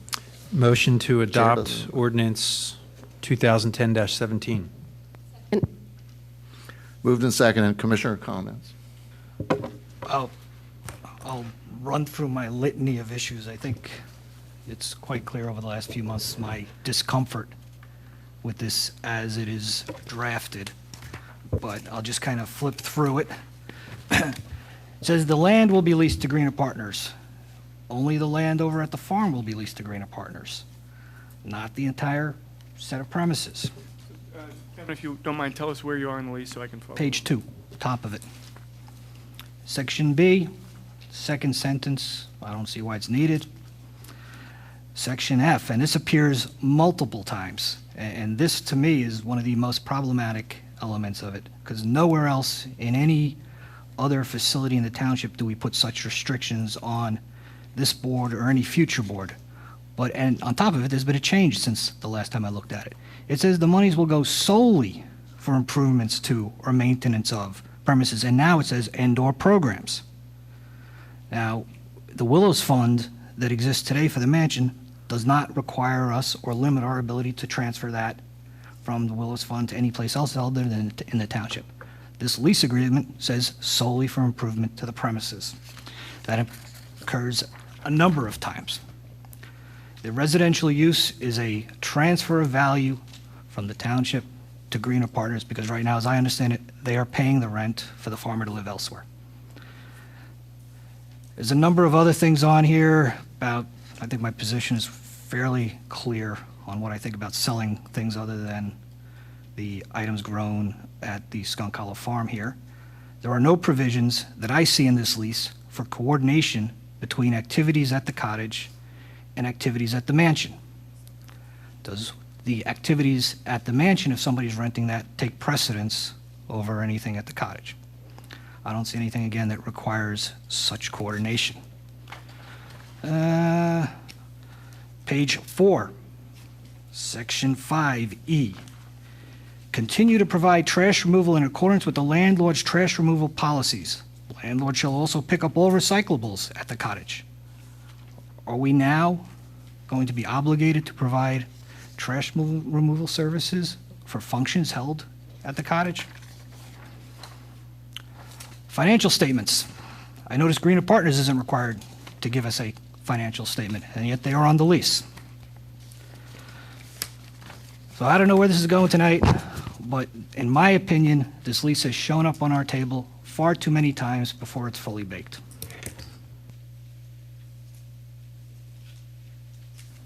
Any other commissioner comment? Yeah, I mean, can we have someone from either the Conservancy or the Friends of the Cottage address Kevin's issues? John, you want to do that, or do we want John Rice to do it? Well, and I'll put that to you. If you want John Rice to do it, by all means, have John Rice do it. It's whoever's most conversant. John Rice, why don't you do it? assuming you were So, taking. I mean, I tried You were to taking itemize good them. notes, So right? the first one was the conflict regarding activities at the mansion. I'm pretty certain that's in here. Kevin, can you tell us the page? Do you mind? It just falls under page 3 at H. It doesn't explicitly say who's got precedence. I think the discussion, Kevin, on that, and Tom's not here, is that that's going to be something that the Township's Department, Park and Rec Department, and Mr. Blogstrom in particular, is going to have to ensure that whatever activities are occurring there get coordinated with him so that he's aware of what's occurring at the mansion and that there's not parking problems or other types of problems. I would like to see a statement. Well, excuse specifically me, Kevin, it says, to any permitted use provided that the tenant complies with landlord's policies with regard to reserving use of the Willows Park There facilities. is no policy that talks about who's got precedence over the other. H, 3H. I think there's, Page I three. mean, I don't know what your existing policies are in terms of, There has been no potential for conflict because you haven't had the issue of somebody having free reign of the building. So Well, if somebody wants to have a wedding, It doesn't No. talk about Willow's parking facilities, Willow's park facilities. correct? Right. That's So the whole why don't- park. Why don't we simply amend it by saying coordination of events will be conducted, monitored by the Park and Recreation Director? I mean, that's, in practice, that is, I think, what Tom would say, that he's going to ensure, or he's going to have to monitor that things that are scheduled at the mansion in terms of parking get coordinated with whatever is occurring at the Willow. So, I mean, there's, to me, it's a communication issue. Hank, we can certainly add that in there. Some language that addresses parking.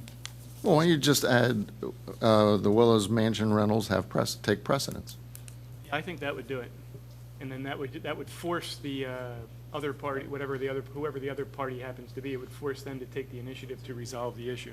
And in the past, the group actually has reserved the mansion as a way of making sure nothing occurred. Mark? Mark Janicek with Friends of the Willows Cottage. Just to specifically address that, I could only speak as one of the partners in this initiative, but currently that's exactly what the process takes place. We have approximately 41 programs scheduled for this season, and we have compared the schedule to the mansion for all 41 of those programs, giving the mansion precedence. And recently, we just had another event that we had hoped to schedule on Saturday, June 19th, and gave the mansion precedence again because they had a potential venue, and we said, fine, we won't put any conflict, we won't take the position since you have someone in line. So I, again, can only speak for the cottage, for Friends of the Willows, but we would be fine putting that amendment in that the mansion gets precedent and first choice on that. We probably do need to put some sort of timing, though, because if we have an event that's scheduled that has been already approved by the mansion staff. So I don't know how you want to adjust the timing, but that would be one area that we need to make sure that there's a timing issue. As I said, we've already confirmed the approximate 40 events, and we will continue to give the mansion first priority on scheduling those events as long as we can address that timing issue. Can I just, the way H reads to me, I think it it's really covered. gives the Director of Parks and Recreation full latitude to make decisions, because the department head sets policy, administrative policy, and that policy can change without the board's vote. So if the policy is set by the Director of Parks and Recreation, and at some point that policy isn't working, the director can change the policy. So as it's written now, I think it gives the township more power It's than less. completely in benefit of the township. It's completely. I don't think I want to add anything in that just about the mansion, because there are other events that could occur in the park that are outside of the mansion use. I just don't see any benefit to adding any more language to H. Okay, Well, Hank, you with? I'd like to, I mean, if it's all right, I'd still like to hear Kevin's issues, and maybe we can address Oh, some we're of them going to tonight. keep go through them, yeah. Well, I can walk you through them again. Well, so that was one. The next Well, one let was... me start from the beginning. Please do. On the top of page 2. It says the land will be leased to Greener Partners. I don't believe that is accurate. What paragraph is that? Very first one at the top of the printout of page 2.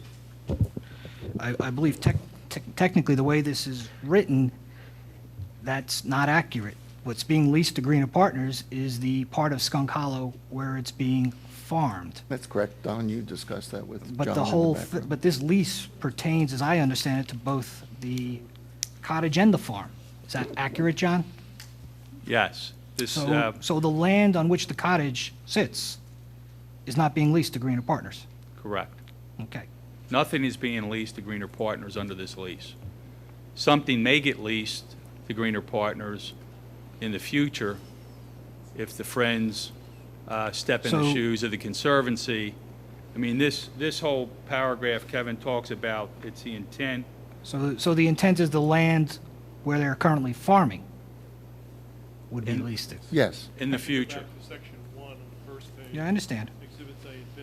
Right, I understand. the But simple way answer to is me- yes. The way it's written here is not accurate, but, you know.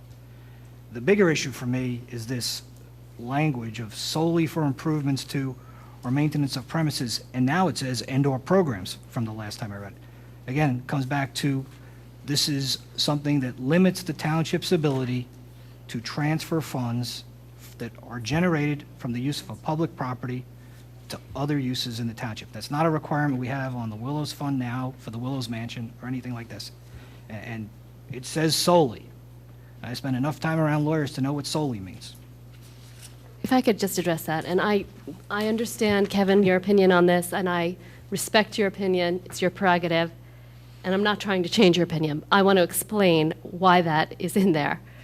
The whole point of this project and having this use, the complementary CSA use, is because when the Friends of the Willows Cottage were given this charge by this board, they came in and said, we want to save this building, we don't want you to tear it down. Keep your $30,000, let us try and come up with a plan. And this board said, great, but make it financially sustainable. Okay, you have to come up with a use that is going to keep that building maintained, improved, and bring it forward without coming back for money. And that's what this is about. The use of the building is going to be financially sustainable if the money it brings in through rents, through programs, through the CSA, gets put back in the building. That's what creates the financial sustainability. That's not what it says anymore. Even if I were to agree with that, it now says and/or programs. It doesn't say just the building. Programs are what makes it function, that the operation, I mean, bringing people in for programming to pay for programming, bringing CSA in, that's what keeps it financially going. Doesn't obligate the funds to go back into the building. We can agree to disagree. I just want to put the reasoning out there for why that is a very important aspect of this project.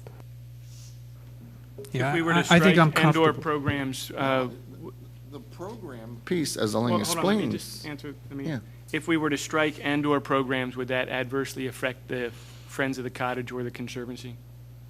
So the lease would read, accounted for in a separate township fund dedicated solely for the improvements or maintenance of the premises. I believe the way Elaine explained it is those programs are part of the way that group plans to maintain that building and move it forward. That money's not going to anybody. It's going for the things at that facility. It doesn't, I mean, when the money goes to an asset, when money goes to the building, it goes to an asset that Right. the township owns. When the money goes to a program, it doesn't go to an asset that the township owns. So I'd just like to hear your thoughts on whether. We can live with that deletion. The rents are gonna be fairly minimal. The cost of the maintenance of the building will exceed the rents, so if you wanna make that deletion, that's fine.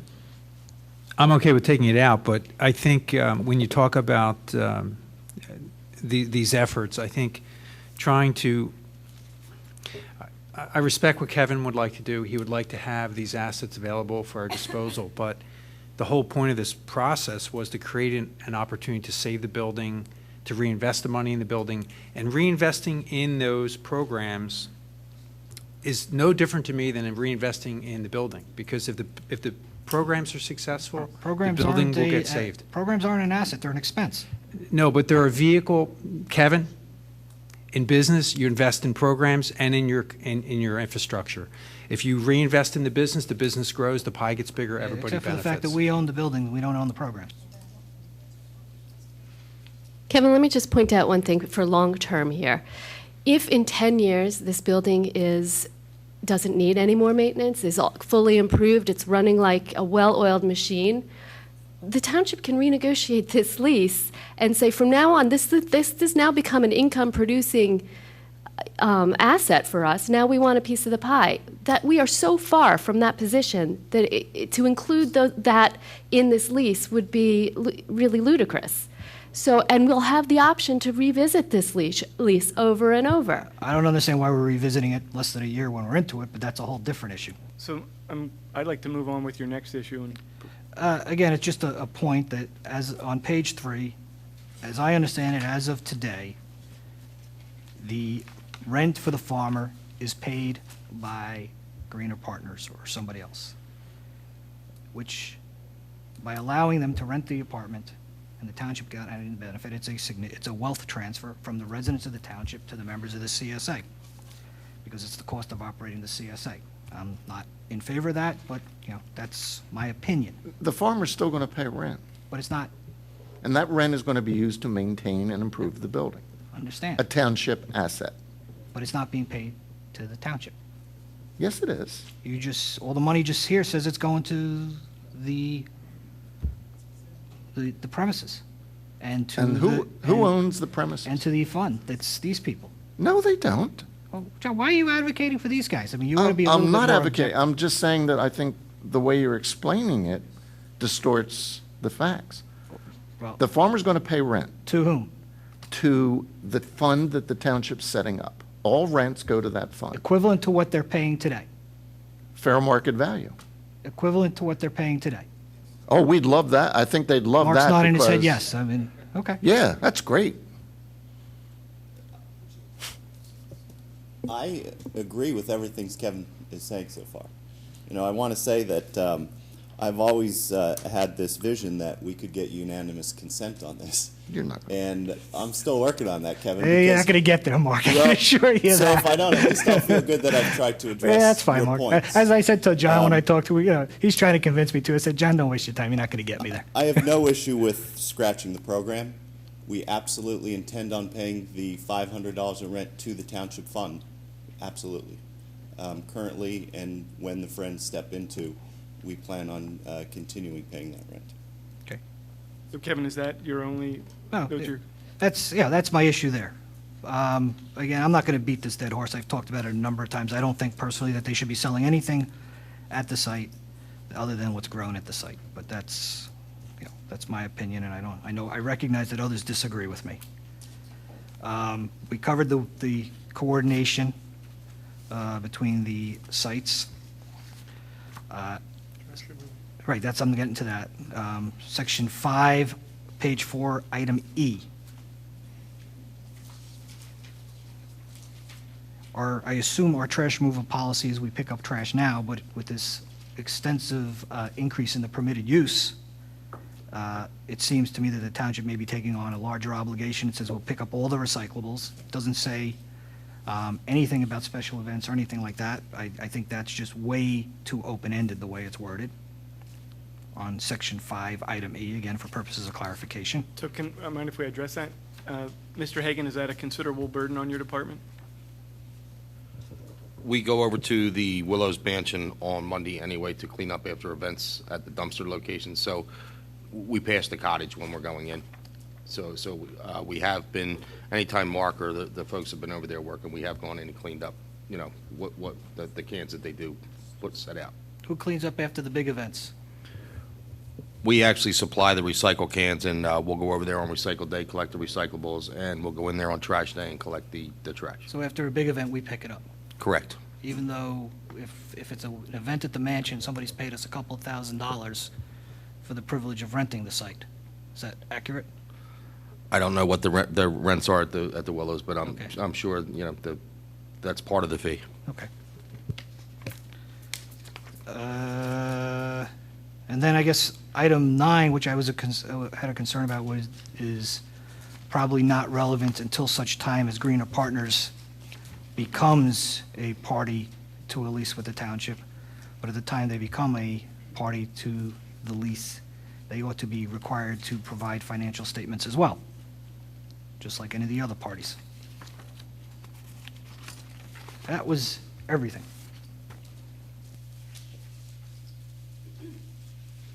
You want to?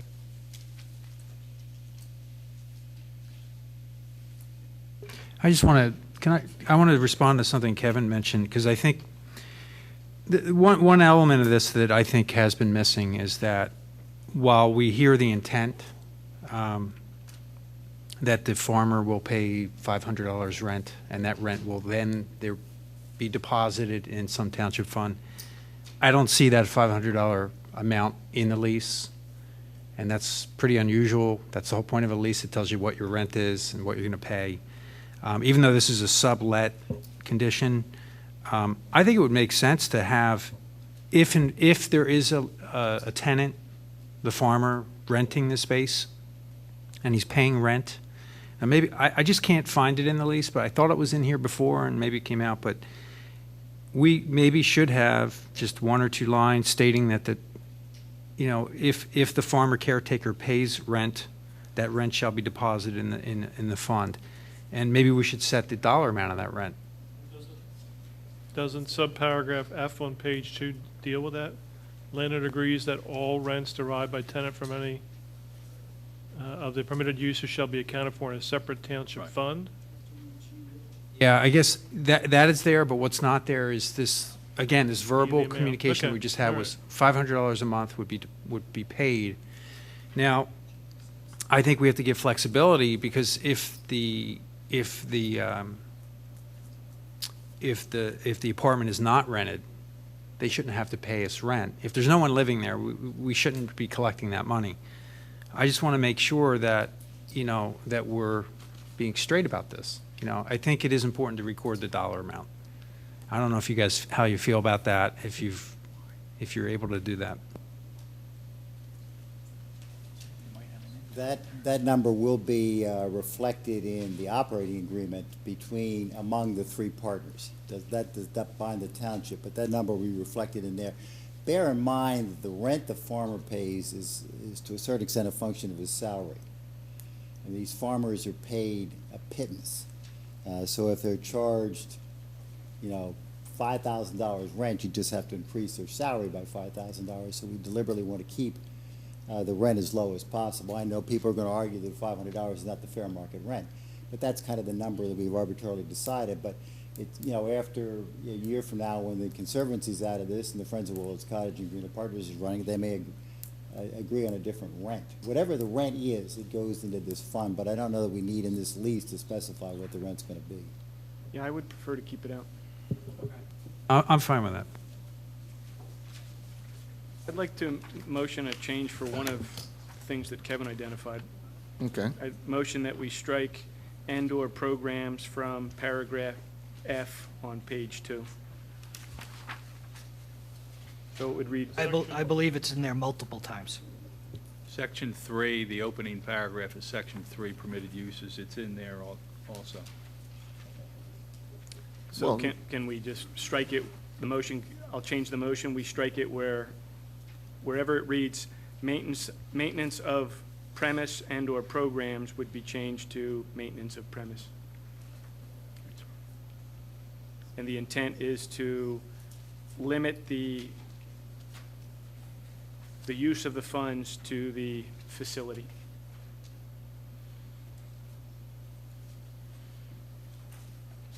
So Also your motion is to make that change wherever it appears? Yes. Yeah.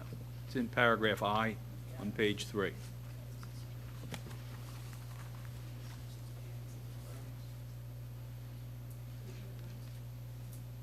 Okay, so We have a motion, we have a It's second. in for 4, that? Section B. Again, just, Can I make one suggestion to the language? We're fine with dropping programs. So can we say maintenance or operation of the premises? We got to be able to use the money Yes. for utilities. I mean, that's my intention Okay. with the change that I made. The intent is to allow you to use the money to improve the facility, but limit it to the facility itself. All right, or to pay utility bills. So Yeah, yes. whatever the operational Yes. expenses are, because that's our obligation. Yes, that's the intent of the motion that I made. Unlike the library, the township has no obligation to maintain this building.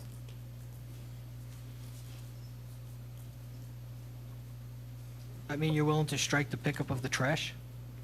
Does that mean you're willing to strike the pickup of the trash? You're providing trash removal of all the Yeah.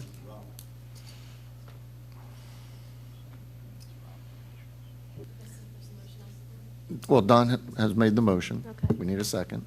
Second. Any further discussion?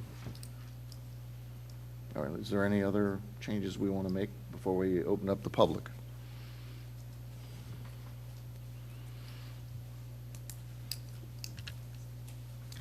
Okay, hearing none, let's open it to the public.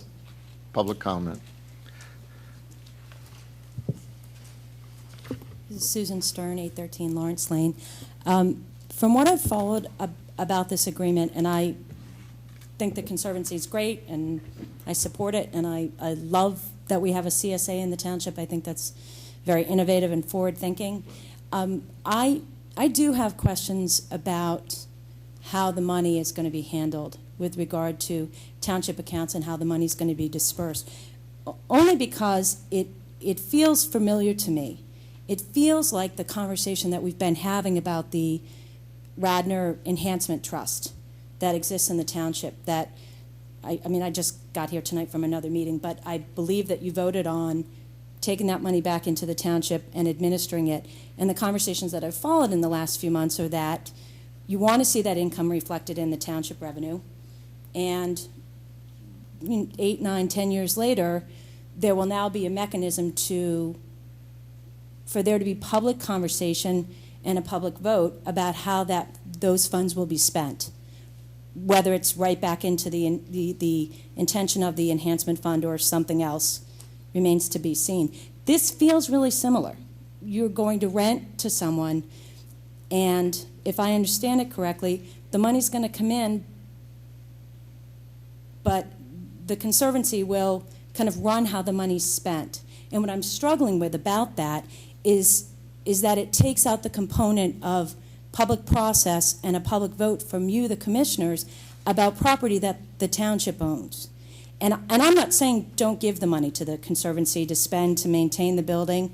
I'm saying if the money were kept here in the coffers and distributed through the township, we already have a mechanism for maintaining and taking in rental income for all the properties that you rent in the township, and for maintaining them operationally, renovations and restorations and maintenance when required. All of the decisions about how that money is spent would remain in the public eye. Not that I have any problem with decisions that the Conservancy may or may not make. That's not my point. My point is that this conversation feels very familiar about exactly this situation with the enhancement fund that exists up in Wayne. And I have heard many of you who were not on the Board of Commissioners when that fund got created saying, yeah, why is that handled that way? And how did that money get spent? And John spent many hours tracking that money down and trying to figure out revenue and expenses. And I would like to see everything remain above reproach of any criticisms, because not all residents agree with the goals of the Conservancy and the CSA, although I personally do. I want it to be able to remain above reproach. I want you all to be able to remain above reproach. I want how our money is spent to remain above reproach. And I think that the more open that process is, and the closer that you keep the money here, where decisions are made in a public meeting, and the Conservancy just simply comes in and says, this is how much money we brought in rent or in other uses of the facility, and this is how much we'd like to go spend there to maintain it, to restore it, to improve it, take a vote and have it just stay in the public.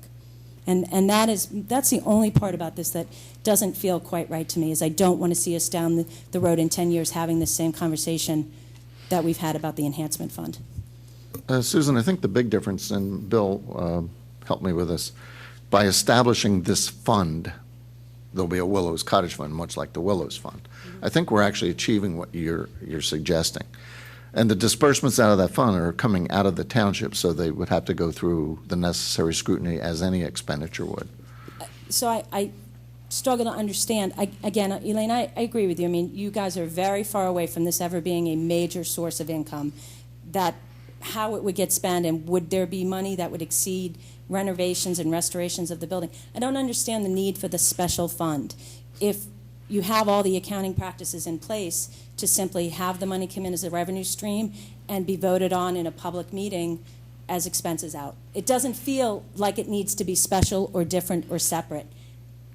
I think because of the uniqueness and what we've heard in these meetings is why it needs to be different, special, and unique. And I bet you that's what the Board of Commissioners said about that Radnor Enhancement Trust Fund 10 No, years ago. I was at those meetings, and I don't know, I wasn't, that isn't but what happened. I'm telling you, that's what Right. feels familiar to me about Right. it, and that's what I could foresee happening. But it actually is very familiar, because that's exactly what we just set up tonight with the Radnor enhancement. It comes into a special fund, earmarked, only to be spent in a certain way. This is exactly what we have just set up for both situations. So it is very familiar. And I think it's a good way for us to keep, as a township, to keep control of this money, keep an accounting of it, and yet have it safely earmarked for the project. What I think where I philosophically disagree is that I'm not sure we should be giving preferential treatment. I rarely agree with Mr. Higgins, although I do appreciate your fiduciary scrutiny. I want to tell you that. But I do fail to see the need for the special funds when we already have accounting practices and financial accounts that can easily manage this without the specialness. And I think that it sets up a situation where you, the board, and the Conservancy, and perhaps the Radnor Enhancement Fund will continue, or could continue, to become targets for criticism because of the specialness. And because I genuinely like what the Conservancy is aiming to do, I want to see situations where we avoid that. That's my only comment about it. Thanks for your comment. Thank you.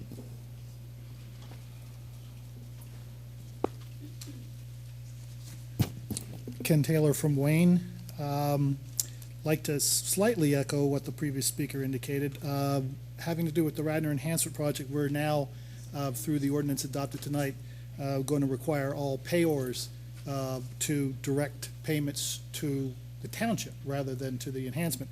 It would seem that under subsection F on page 2, rents derived from use of the premises, we probably should amend this lease to provide a similar directive to the subtenants of, I guess, what is described as the main tenants of this, under this lease, to do likewise, to make those checks payable to the township, so that we don't have a replication, at least as to the person to whom the payments are made, that replicates the problem we had with the Radnor Enhancement Trust. Regarding that same subsection on page 2, a drafting problem, the subsection F, rents derived from use of business, seems like a mutual term, yet the wording begins landlord agrees. This seems to be a requirement that both parties should agree to, and I would suggest that that be changed to be landlord and tenant agree, or all parties agree. Again, regarding that that particular F and G, notwithstanding the foregoing, Friends of Willis Cottage and Greener Partners shall receive all funds for programs they provide pursuant to their management agreement.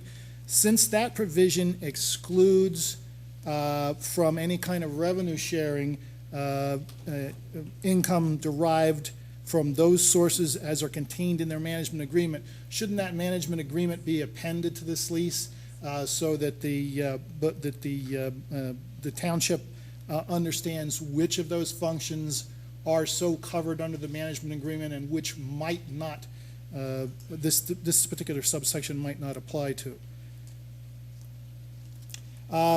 Several weeks ago, when I think this ordinance was first introduced, I brought up or tried to ask the Board of Commissioners to take note of the fact that under Pennsylvania law, all nonprofit organizations that solicit in any way by providing programming, the cost of which exceeds their costs, or by asking for pure charitable donations, have to comply with the state's charitable solicitations registration ordinance.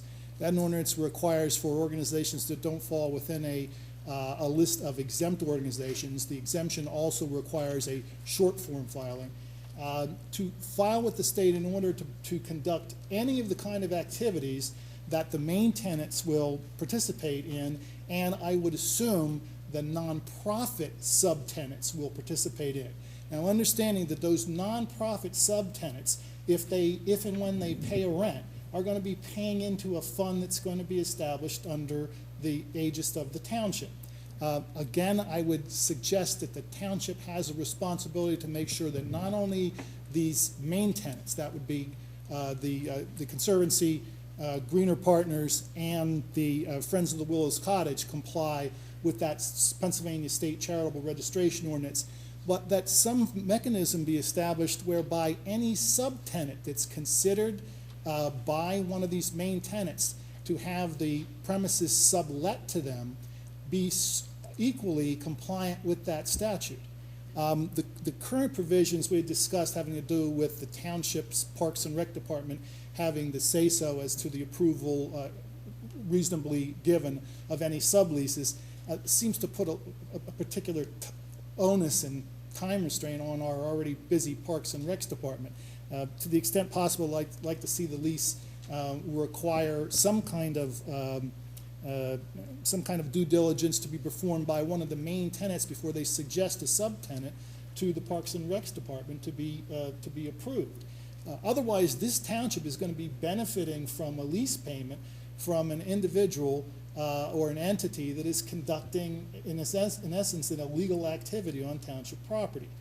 Again, I would suggest that not only the main tenants, but any nonprofit attempting to sublease the premises be so registered and prove compliance. This particular statute is being very heavily enforced lately, having to do with solicitations, having to do with Haiti and what have you. There's a link from the Attorney General's website under its consumer protection laws to that site. That is available to the three main tenants here to do some preliminary due diligence before recommending to township staff the approval of a sublease to one of these entities that they may choose to direct the rent into the township fund from. Just to point out that, and Mr. Gemmer probably will get into this more completely, not only does this lease presuppose that this board is going to be able to deal with the anomaly that is the current zoning ordinance and the uses ostensibly permitted under this lease, but regarding the utilization of the cottage first and second floor for farmer and or interns, obviously part of the relief that the tenants under this lease are going to need is some sort of relief from the zoning ordinance relative to the definition of a family unit, limiting in a residential setting use the accommodations to no more than one unrelated person. I'm sure that might not be a problem with the farmer if he has his family in there, but if we have the cottage first floor or second floor being used by 4 or 5 student interns or what have you, along with all the other complications having to do with the overlap of this particular ordinance and the uses permitted under it with the zoning problems, the board will eventually have to address that issue as well. And finally, this may fall again on the Parks and Recs Board, but any vendor, any participant, or any entity that utilizes any of the property leased under this that is utilized by a for-profit entity, I would like to see something in this lease to ensure that it is the responsibility of one of the main tenants permitting the subtenant or the vendor to utilize that property to comply with all taxation ordinances that benefit the township. Mr. Nagel introduced or announced the fact that there are going to be certain vendors having to do with the Ladies' Night Out. While the underlying charitable organization receiving a portion of the net proceeds of that event is a very good cause, to the extent that that's what's called a corporate co-venture in the charitable fundraising world, that there is also a net profit to a for-profit vendor. I would like to see those vendors in that scenario, and in the scenario having to do with the utilization of the Willows Cottage and surrounding property under this lease, to prove that they're complying with any of our township regulations regarding gross profits tax, what have you.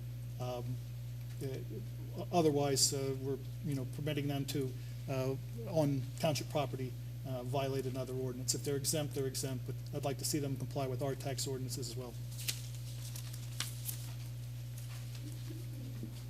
Thank you, Ken.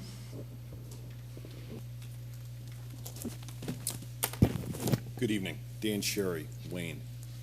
I had a number of prepared comments tonight about the lease, but after this adoption of ordinance was introduced and seconded by Commissioner Schaefer, more on that later, I heard some comments from Commissioner Fisher and also John Fisher of the Radnor Conservancy. This doesn't make for the easiest of descriptions, involving rent proceeds and a number of $500 and the adjective arbitrary being attached to that number.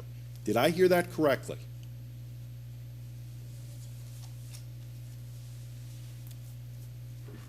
I'm not sure.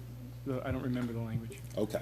Well, prior to tonight, I did not see a number affixed to the amount of rent that the farmer would be charged for living at the Willows Cottage.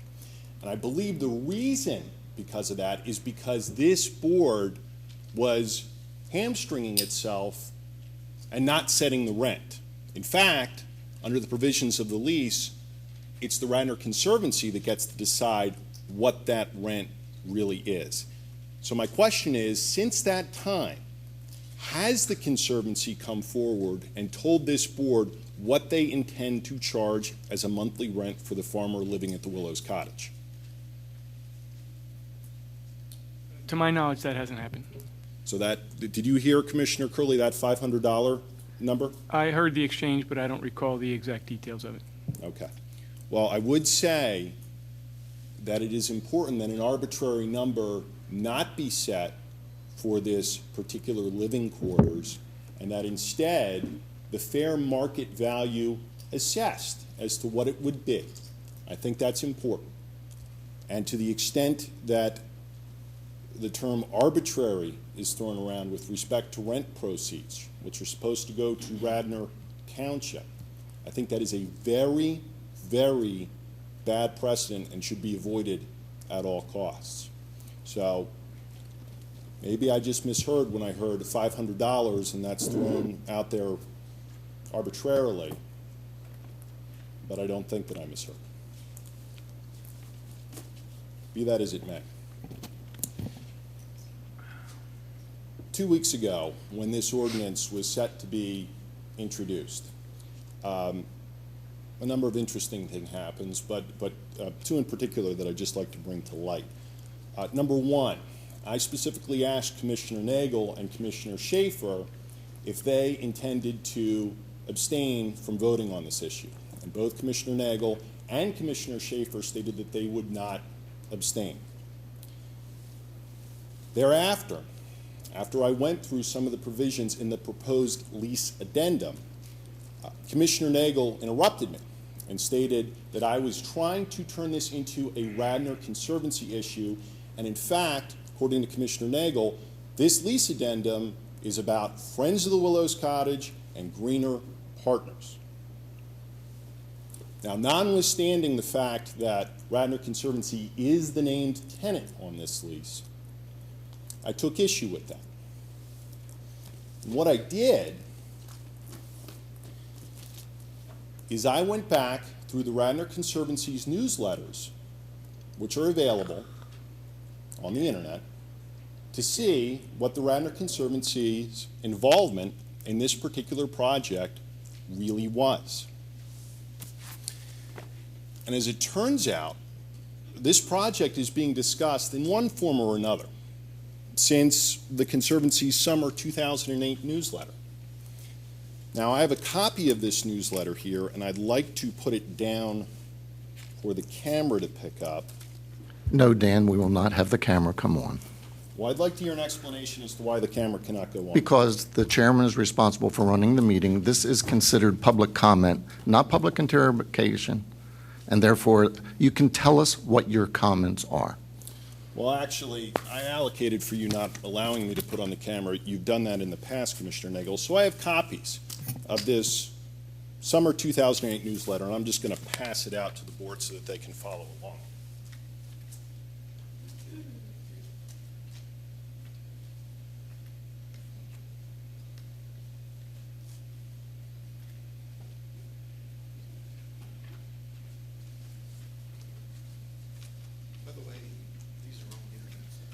Mr. Sherry.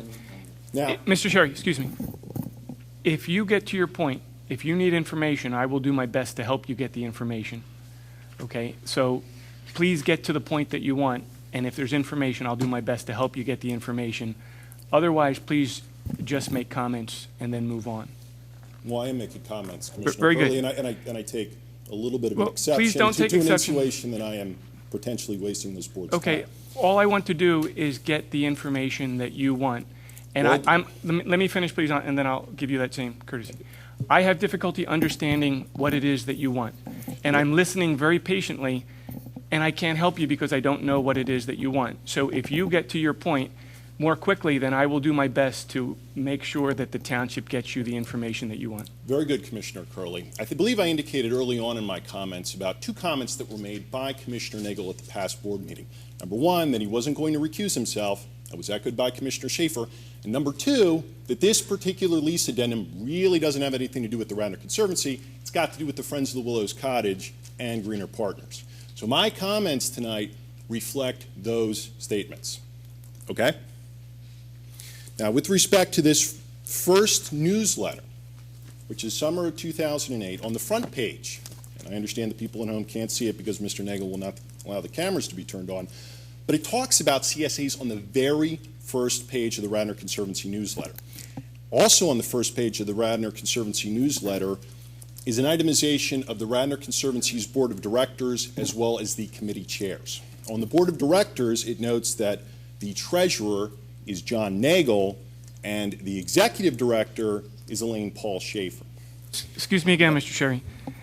You've made this point several times, and I don't think you're going to get any resolution from it. Is there something new about this point? I think you're just going to have to disagree with Commissioner Schaefer and Commissioner Nagel, but I don't see any reason to discuss it further. This point has not been made before, Commissioner Curley, because it was not until last week that Commissioner Nagel and Commissioner Schaefer specifically stated that they would not recuse themselves on this vote.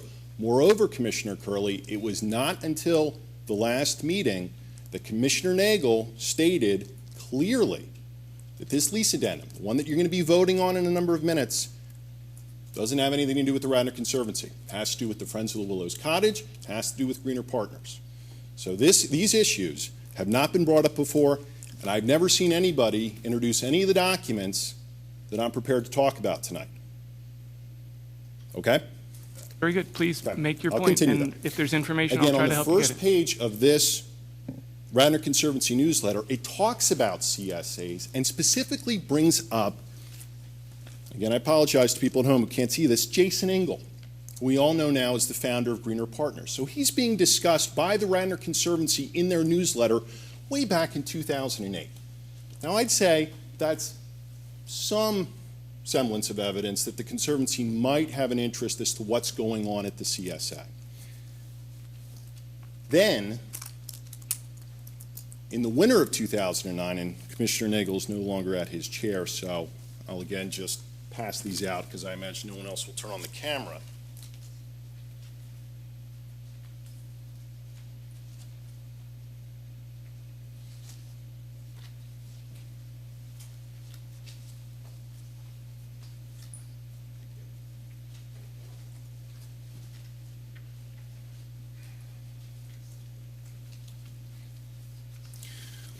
we have another Conservancy newsletter, and again on the first page, it lists the Board of Directors, and once again, we see John Nagel listed as the treasurer, Elaine Paul Shaver listed as the executive director, and Elaine Paul Shaver's name also appears as one of the committee chairs, land preservation.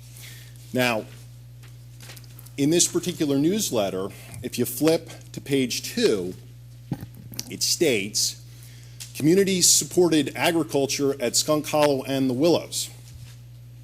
And I won't read from it verbatim, but it takes up approximately half of page 2 in terms of a description as to the Radnor Conservancy's involvement over at the CSA.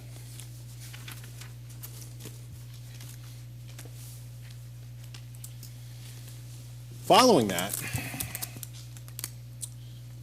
we have here the Radnor Conservancy's summer 2009 newsletter. And by the way, I should make clear that the Radnor Conservancy puts out, it appears, 2 newsletters per year. It's not a monthly or a weekly thing, it's twice a year.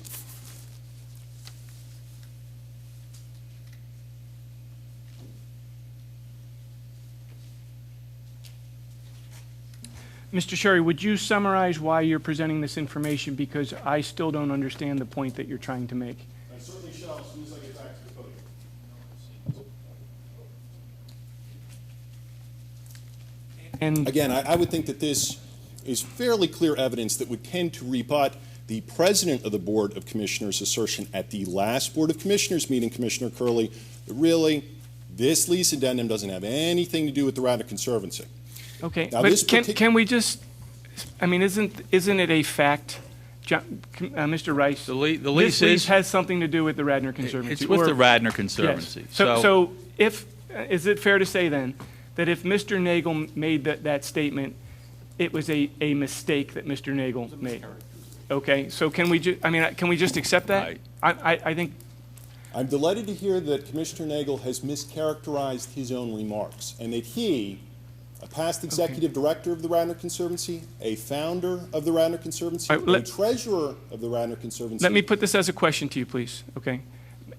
May we move on from the issue of Commissioner Commissioner Nagel and Commissioner Schaefer not recusing themselves? Because I think you've made your point, and I think we just have to accept that you have a difference of opinion with them and move on. And then I'd also like to move on from the issue of Mr. Nagel's comments, because for me, they don't have any significance on the event. To me, the contract is clearly involves the Radnor Conservancy, so his mischaracterization isn't affecting this deliberation. And I don't know if another member of the board feels differently, but I'd like to move on from those 2 issues and move on to your next issue. Well, all right, then I'll put it to you this way, Commissioner Curley. Or, excuse me, better yet, just summarize it quickly, and then we'll move on to the next one, okay? Okay. Thank I'll you. move on to the next one. Quickly, please. This is, again, the summer of 2009 newsletter. Again, this is the Radnor Conservancy, and on it, John Nagel is listed as the executive director and the treasurer, and also in the board of directors box, we see Elaine Paul Schaefer's name.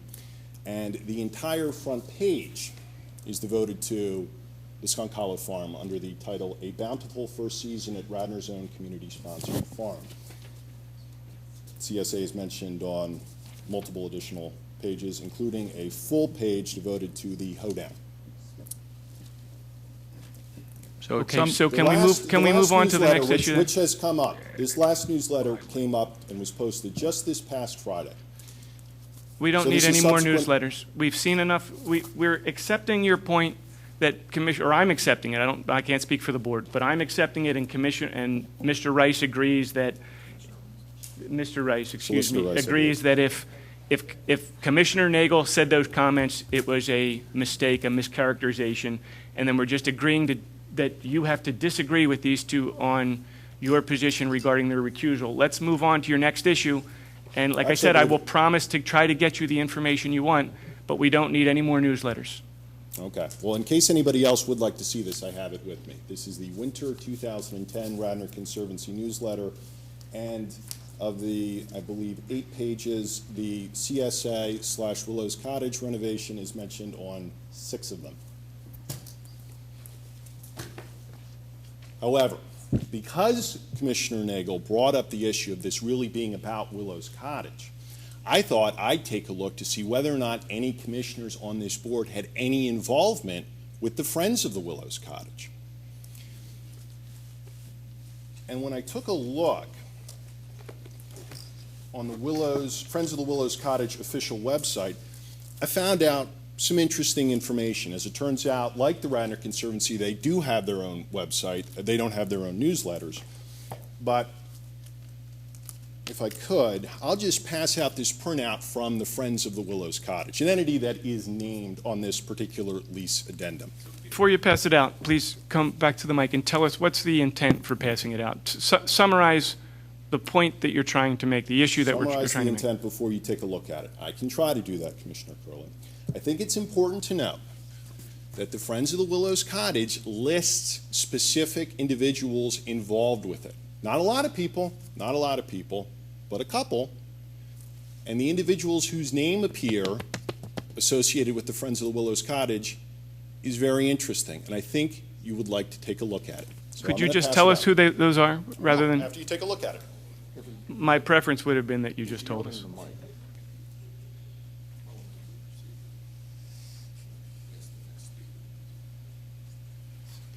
And Mr. Sherry, we do have other speakers that want to speak, so we may ask you to take a break, and then we invite you back at the end. Okay, well, I'll be quick. Thank you. On the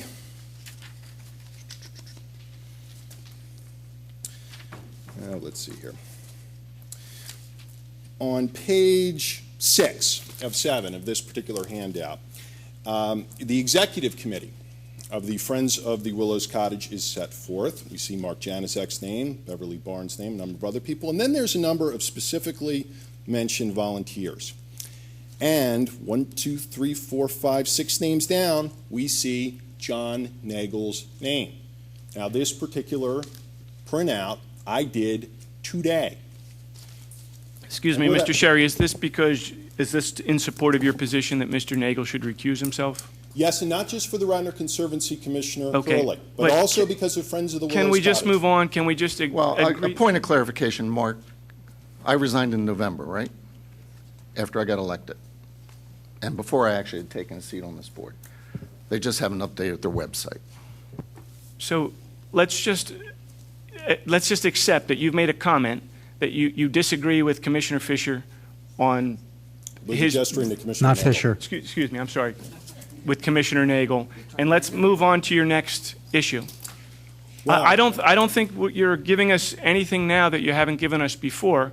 If there's additional information that you want, ask us for it, and we will try to get it for you. I take exception to that because I don't think I have ever passed out anything having to do with the Friends of the Willows Cottage, Commissioner Yes, Curley. but there was no valuable information in it. That's the point that I was Well, making. I would strongly disagree Okay. with that, because contrary to Mr. Janaszek's assertions, this is printed out today. Now, I trust Commissioner Nagel has recused himself, but not only does his name appear, Commissioner Curley, but there's actually a picture.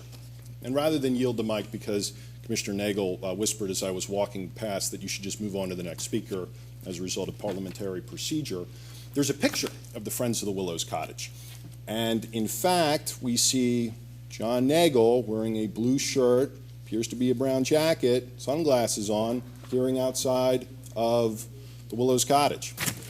Dan, So I think that's rather- excuse me, Mr. Sherry, that's totally not relevant because, for example, this Saturday was a cleanup day at the Willows Cottage, and at least 3 commissioners were there working hard to help clean that up. It's a township asset. Several of us love it, and we volunteer our time, which is something, by the way, I have never seen you do. Well, that's an interesting point. I do pay property taxes, however, Commissioner Nagel, and I think, I'm not sure, but I think my property taxes go towards the maintenance and preservation of township-owned buildings and township land. But since you bring up other commissioners' names, it's notable that in the Friends of the Willows Cottage webpage, Excuse me, Mr. Sherry. I have to interrupt. No, I have the authority to interrupt. So I'm going to ask you to take a break. Allow others. Are there other speakers that want to come? We'll let them, and then we will allow you to finish when the other speakers come. But you, by my watch, have taken 9:33 to 9:48. So Commissioner Curley, if you allow me to speak for a minute and a half, I will no longer speak at any other point this time tonight, including public comment. oh, very good. If you can wrap it up in a minute and a half, then, and you can take even 2 minutes if that's I agreeable to you. appreciate that, and I Very will good. take that generous allotment of an additional 30 seconds. Radnor Township's municipal code has within it a chapter titled the Code of Ethics. It's chapter 39. I'm just going to read 3 particular subdivisions of that chapter. 39.2, responsibilities of public officers and employees. Public officers and employees are agents of public purpose and hold office for the benefit of the public. They are bound to uphold the Constitution of the United States and the Constitution of this state and to carry out impartially the laws of the nation, state, and municipality, and thus to foster respect for all government. They are bound to observe in their official acts the highest standards of morality and to discharge faithfully the duties of their office regardless of personal considerations, recognizing that the public interest must be their primary concern. Their conduct in both their official and private affairs should be above reproach. I believe I have a minute and 15 seconds left. Number 2, 39-4C, fair and equal treatment. Obligations to citizens. No official or employee shall grant any special consideration, treatment, or advantage to any citizen beyond that which is available to every other citizen. And the last one, conflicts of interest, 39-5A.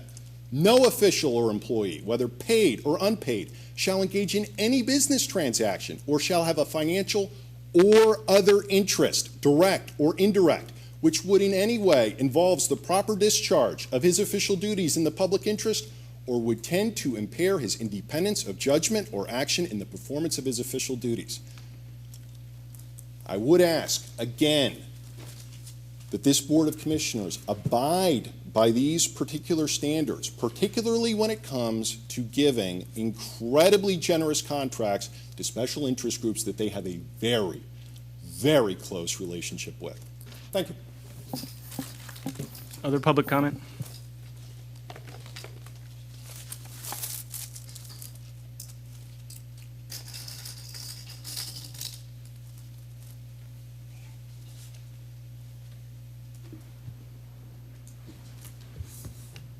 Hey, Mayor. Baron Gemmer, South Wayne. Just a quick clarification, too, about the comparison with the funds for the Community Enhancement Trust in this. Will the funds that are spent for this go out to bid like we're talking about for the Enhancement Trust, or how is that going to be handled?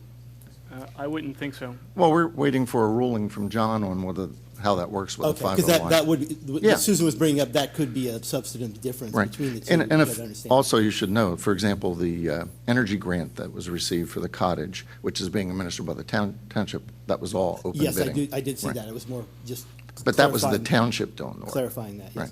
Right. And just to keep things in perspective too, all the scrutiny for this, as I brought up last time, this lease plus amendment would, obligate the township for another 3 3/4 years. So Mhm. it is a long thing, and so some of the scrutiny I think is appropriate, as Kevin has brought up in a lot of manner. 2 items. First one of the items I brought up last time, which I see has been made a correction, which we agreed to. I'm not sure if it actually covers everything.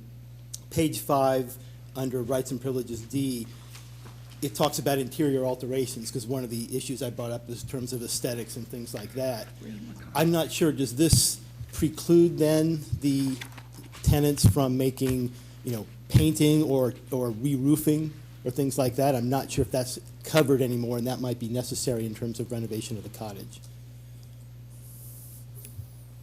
Can you tell me the point in the contract that you're referring to? Yeah, Mr. page Chairman? 5, under section 7, rights and privileges, sub-item D. The change was made, now it says tenants shall have the right to make interior alterations. That was just alterations before.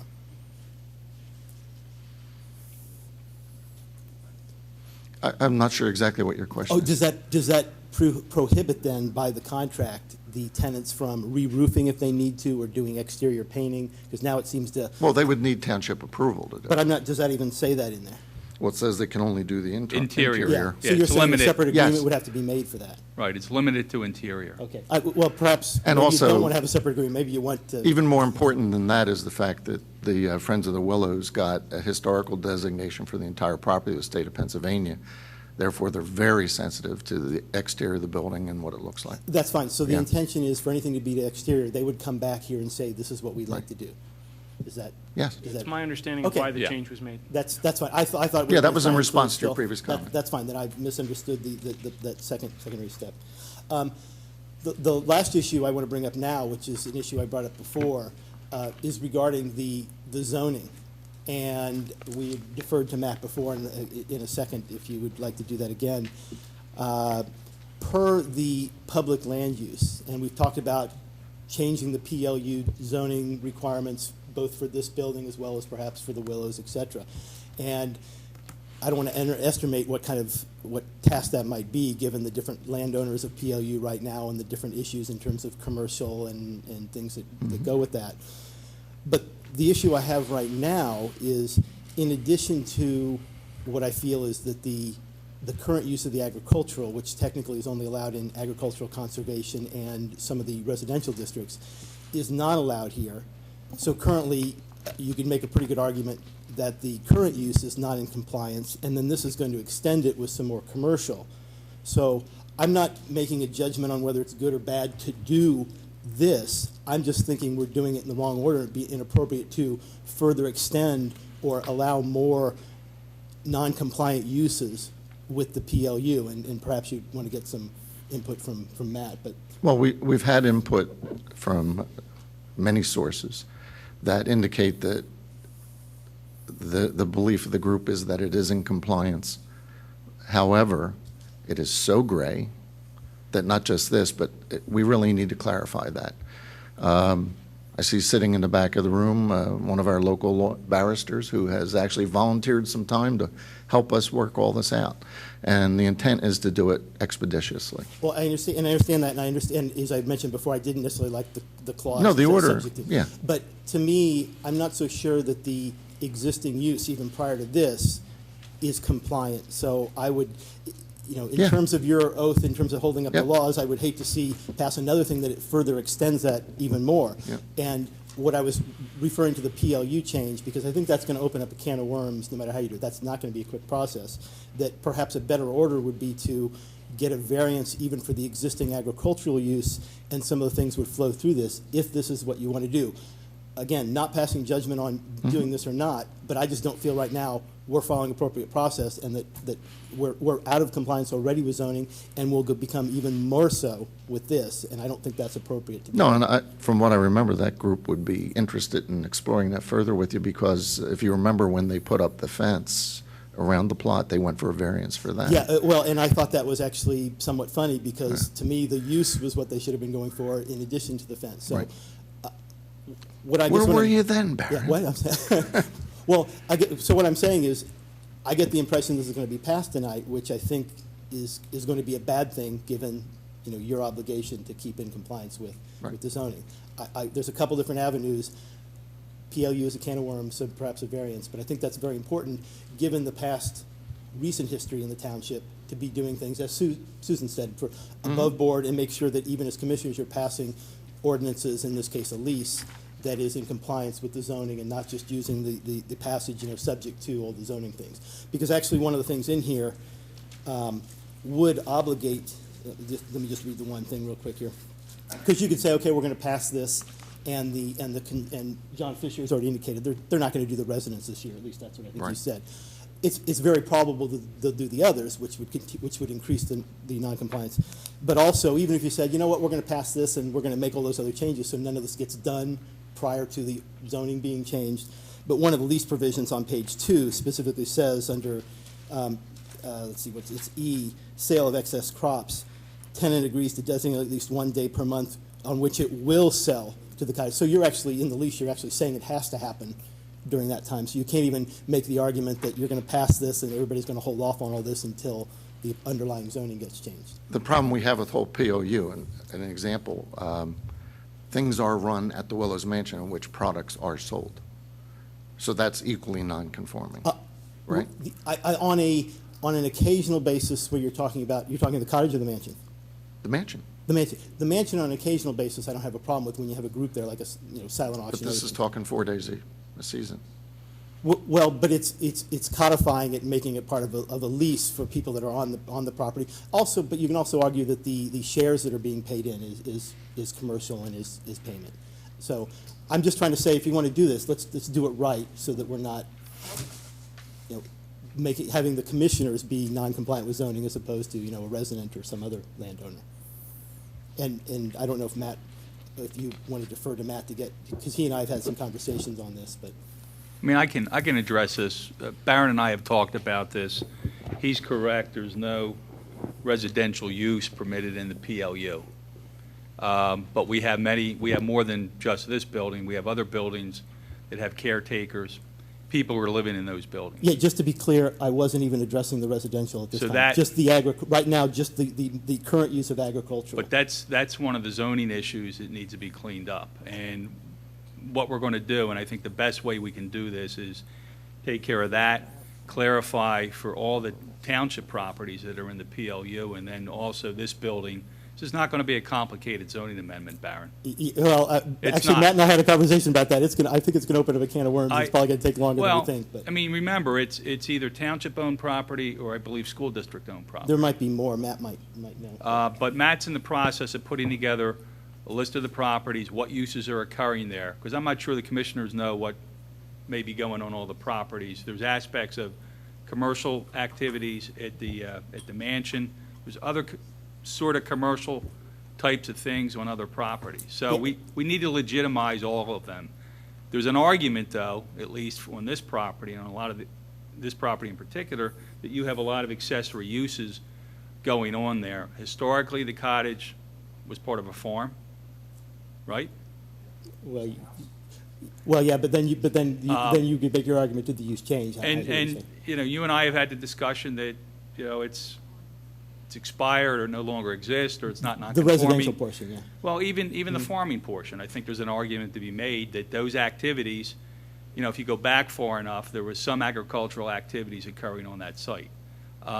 So the easiest way, at least in my opinion, is to clean up all the activities that are occurring on PLU land. I expect to have a zoning amendment back in front of this board next month. And we can start talking about it. That will solve, your issues and some of the issues. I'm the one that put compliance with zoning in the original lease last summer. So we've gotten to a point with this building where something has to be done also. So I anticipate, and I've told a couple of the commissioners this, that I will have something. Matt and I are going to get together again, and we will have something next month for the board to look at and possibly introduce. Yeah, and I appreciate that. My contention, or my opinion would be, that's good, but then we should be waiting on this. We shouldn't be doing things out of order, even though it's coming right away, and I understand the position there. And just last time I think a couple properties were mentioned too in terms of things going on, like the library, which is actually in the WBOD, as well as the Wayne Arts Center, which is in R5. So not to confuse some of those other possibilities. Yeah, but so the Kreutzberg Mansion, for example, used by mainline. Actually, I have no problem with that because the caretaker to me is a residential ancillary use because he's taking care of it. So that I think is clean and neat. So that's just in a nutshell. I don't think we should be setting this precedent, especially if they can afford. If this is going to come so soon, if we can afford to wait and not set a bad example for other folks in terms of doing this before we actually have the rights to do it, given that in some ways we're already ahead of the game or behind the 8 ball with the prior lease, which is, to me, for a non-conforming use. Thank you. Thanks.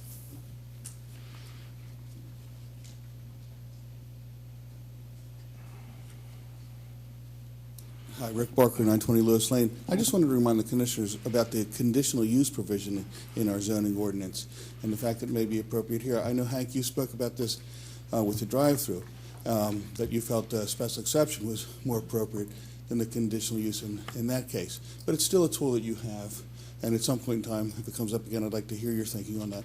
But just want to remind you that is an option, I do believe. Thank you, Rick. John Rice, is this a process we should consider as part of this lease, doing a conditional use approval of the use of the cottage and the CSA farm space? Or should we just wait for the zoning changes?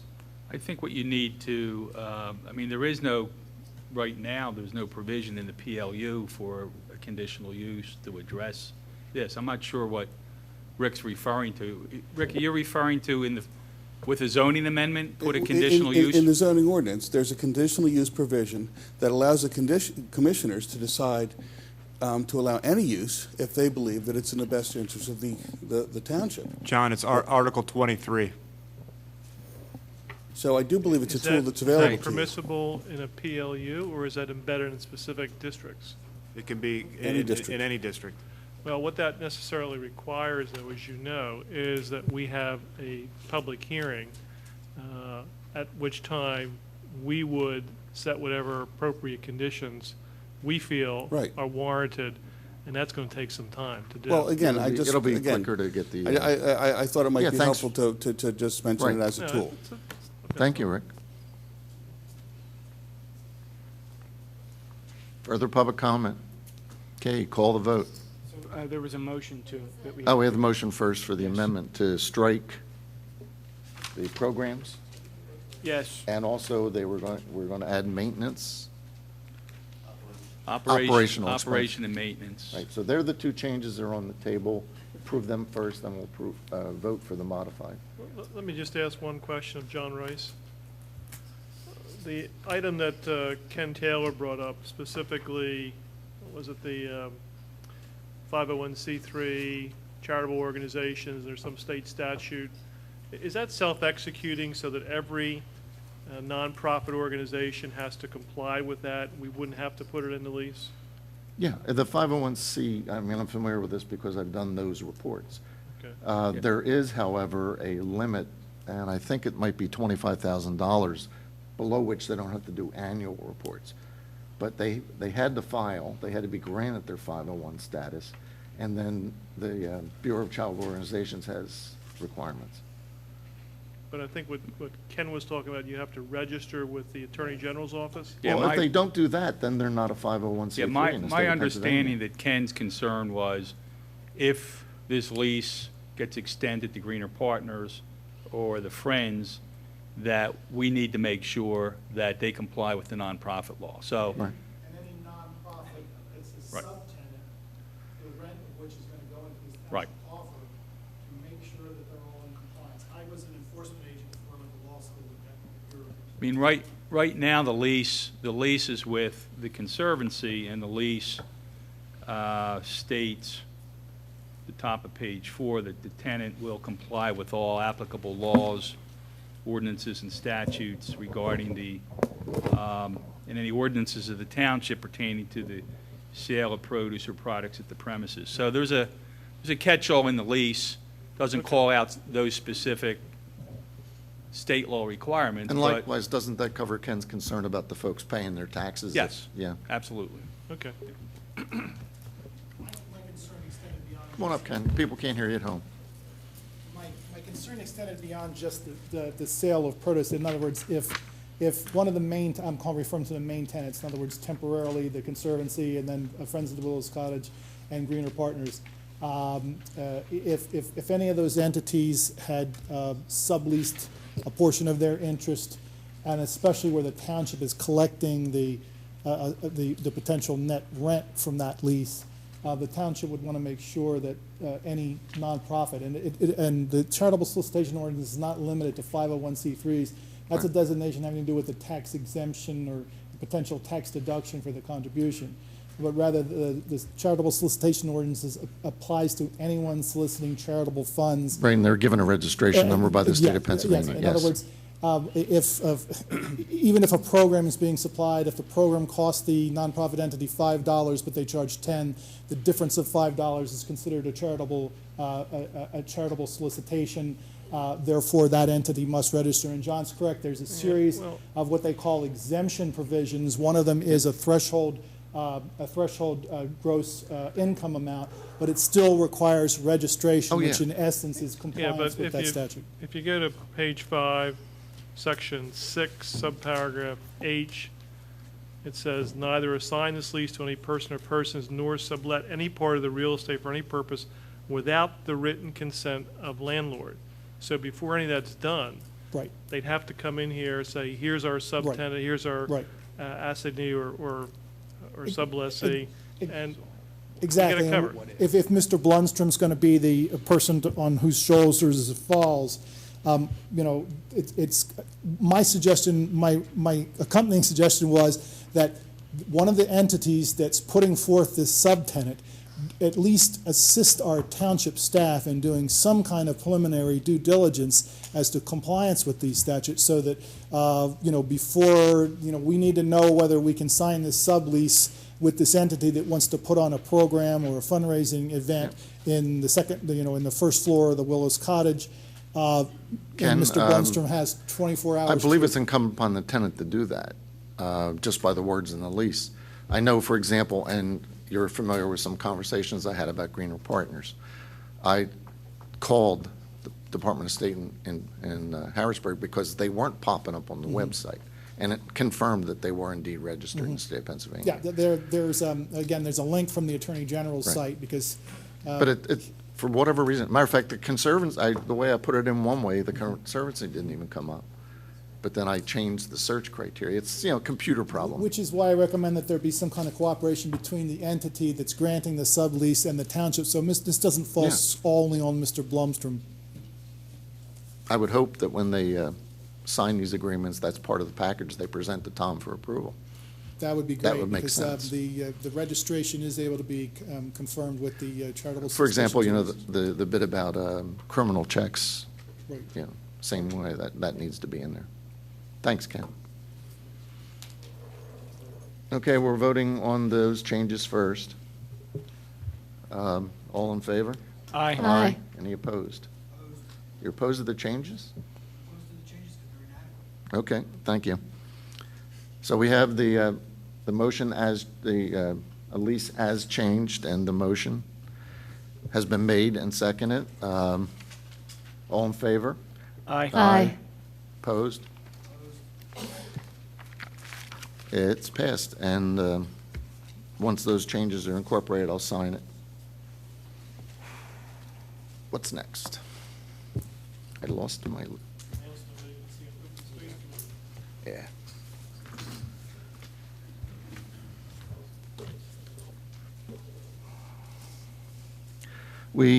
There remains a vacancy on open space. We have had one or two applications in. We're interested in having some more. I think this is a great committee, and given what's happening out there in the world, it's got a lot of opportunities. Public health. John, you up on this? Thank you. John, you just didn't say what they should, who they should Oh, send. send a resume to Matt Bauman, not Matt Bauman. On this one, it's to Bill Martin at the Township Building, 301 Ivan Avenue, 19087, or email works fine too, wmartin@radnor.org. Okay, first on the agenda for public health is an approval for the expense of running a free rabies clinic for the immunization of pets. Over the past 10 years, we've had Dr. Hunt's office offer this service free. And in many years, they had 150 plus animals being vaccinated each year. Unfortunately, I guess with Dr. Hunt's passing and the practice changing, that service is no longer available to residents. So what I think we're looking for here, and Matt, you can please chime in, but I think you're looking for approval of the cost of the vaccines and staff resource cost in the amount of $592.80. That's correct. Okay. I think this is a great idea. Can I ask We you a just question, John, before Matt, is that in, I mean, it's trivial, but it's more process than anything else. Is that a budgeted item or a non-budgeted? No, it's in the memo that is not in the 2010 operating budget. What I would suggest is we've had two recent raccoon incidents that involved pets, and in one incident the raccoon did test positive for rabies, and the pet has been quarantined.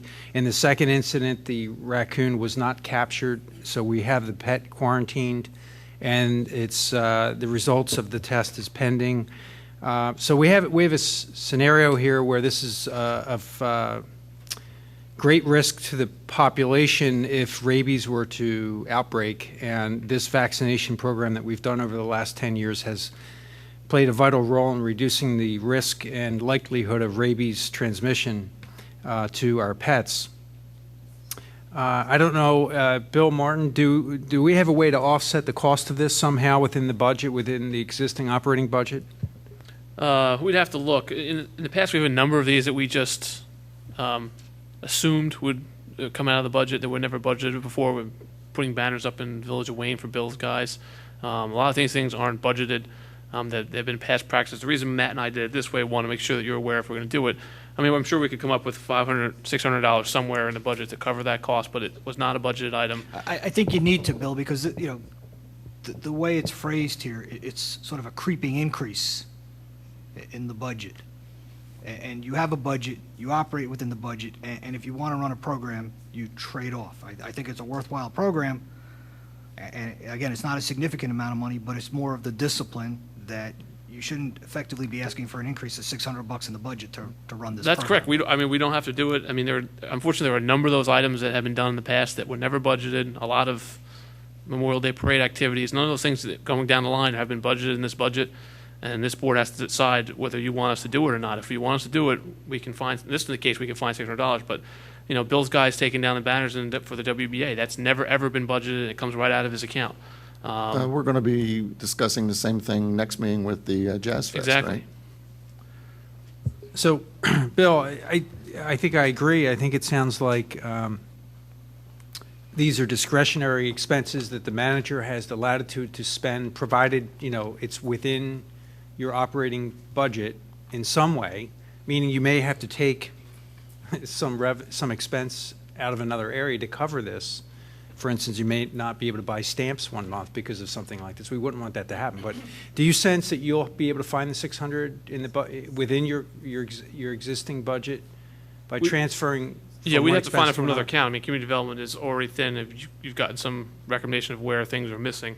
In this case, if you want us to do it, we can find $600. When it comes to a lot of things that are coming down the road, then I would forewarn you that we don't have money to do a lot of other things that you want to do for the community because they're not in the budget. Right.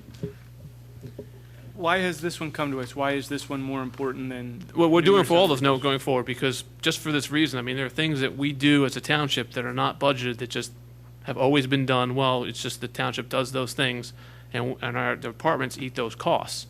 And while I'm here, Can I ask? I mean, I think you're potentially they're not incremental costs, right? We're just reallocating people's time and effort, right?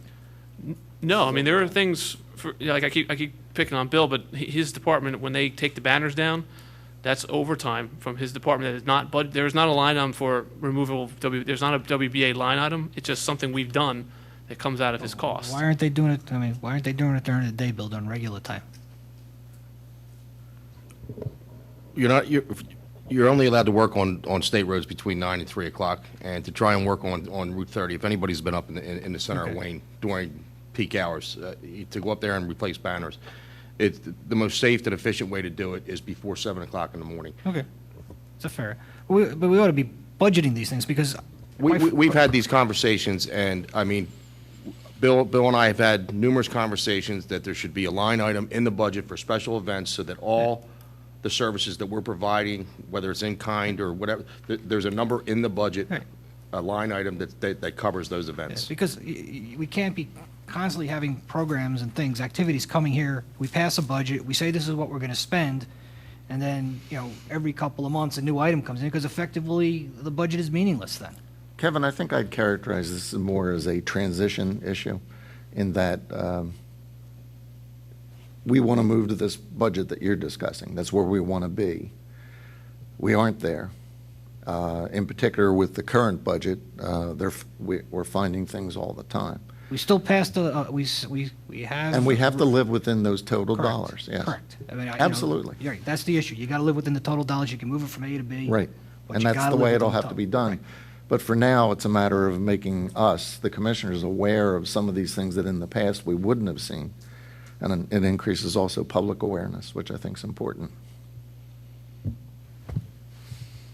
So, Well, I think we could, another way to handle, again, this looks like, to me, like an administrative decision, not necessarily a would have board been. decision. It would have been. Yeah, it normally would be. And I think what I'm willing to do is move to authorize Bill Martin to make that decision. He's brought it to our attention, he's brought the sunshine to this issue. If he can find the money within his operating budget, he can find it and he can use that money. And doesn't need to be bringing them all back to us. Yeah, and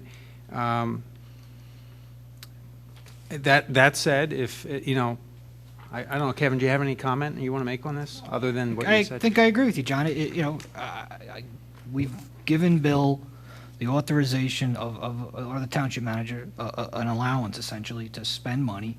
I think within a certain amount of discretion, he can move from pot A to pot B. Obviously, if for example, using the library as earlier tonight, we budgeted, I think it was like an $812,000 contribution.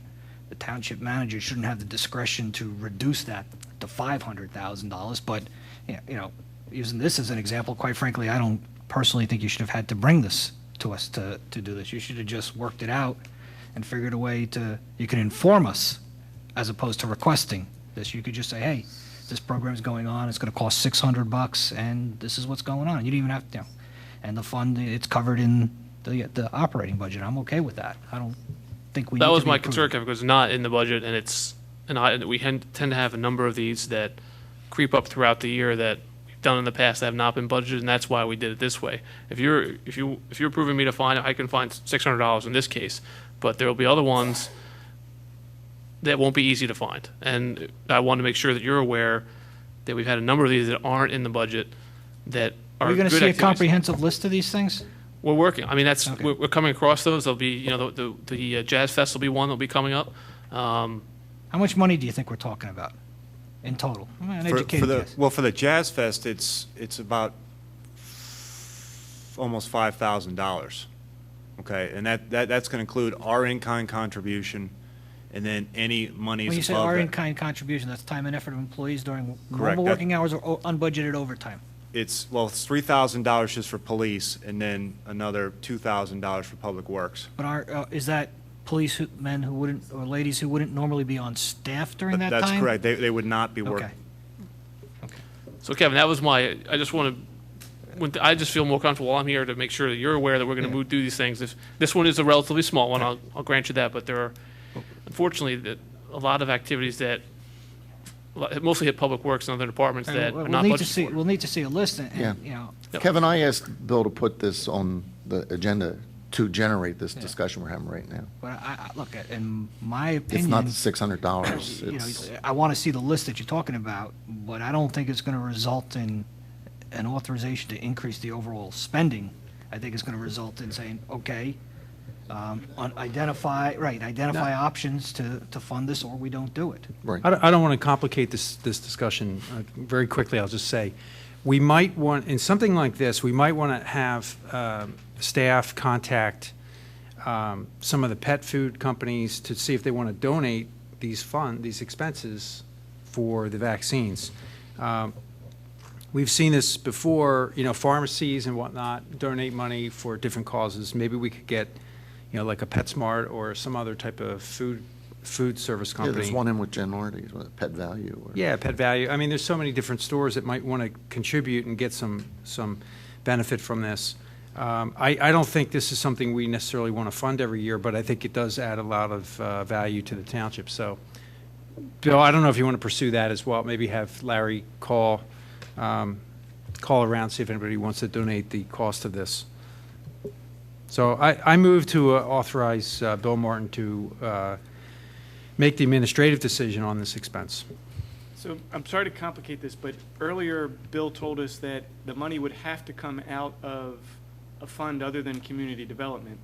And in order to do that, it's not an administrative No, decision. he's got to bring It's got to come before the fund board. transfer. So it becomes a bigger deal. Well, yeah, it won't be a procedurally. fund transfer. We can move money around the general fund. What happens throughout the year, and then halfway through the year or the end of the year, there's a list that the finance director will put out for budget transfers. If we do them all at once, it's not an interfund. It's within the general fund. Okay, very good.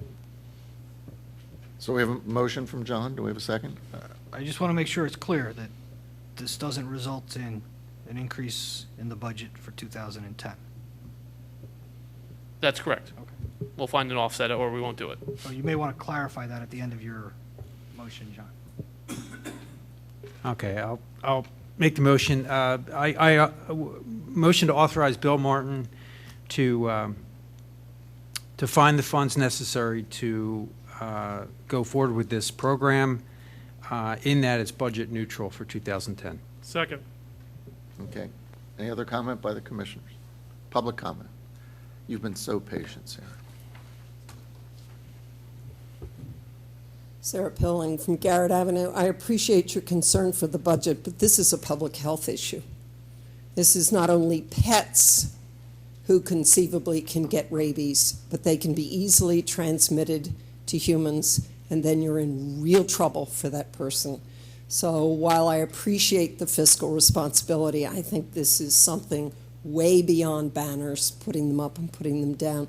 This is for the public health of the residents of Radnor Township and their pets.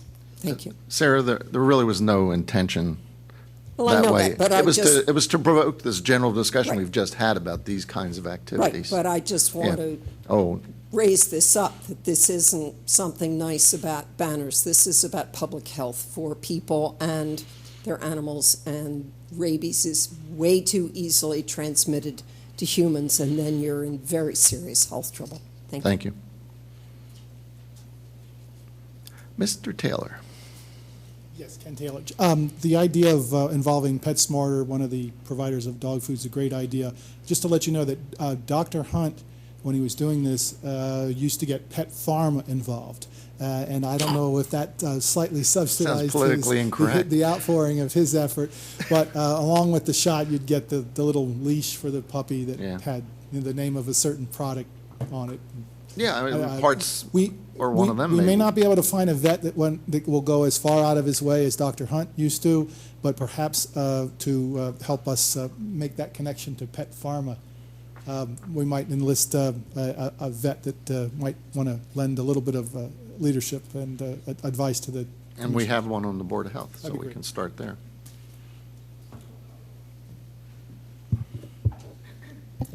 Patty Barker, Lewis Lane, and Rosemont. I think John's idea, or somebody's idea about donations and what Ken was just talking about, is a valuable one.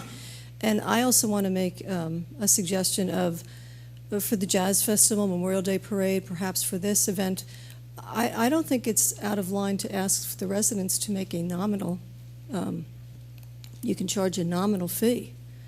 I think all of us residents are aware of the fact that we are in a budget crunch, and I think Bill and Matt bringing it up this way is important because this is the first of many, as he is stating.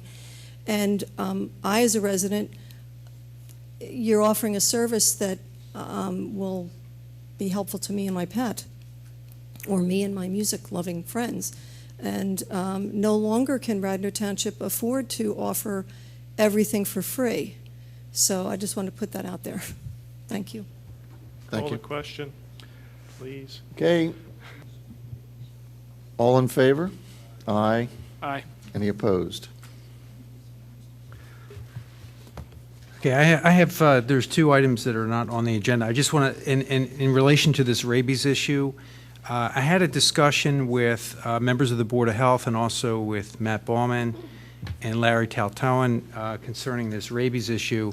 Apparently, laying dormant somewhere in our code, there is some requirement that when there is a rabies incident in the township, that the Board of Health can enact a requirement that cats are leashed during that time.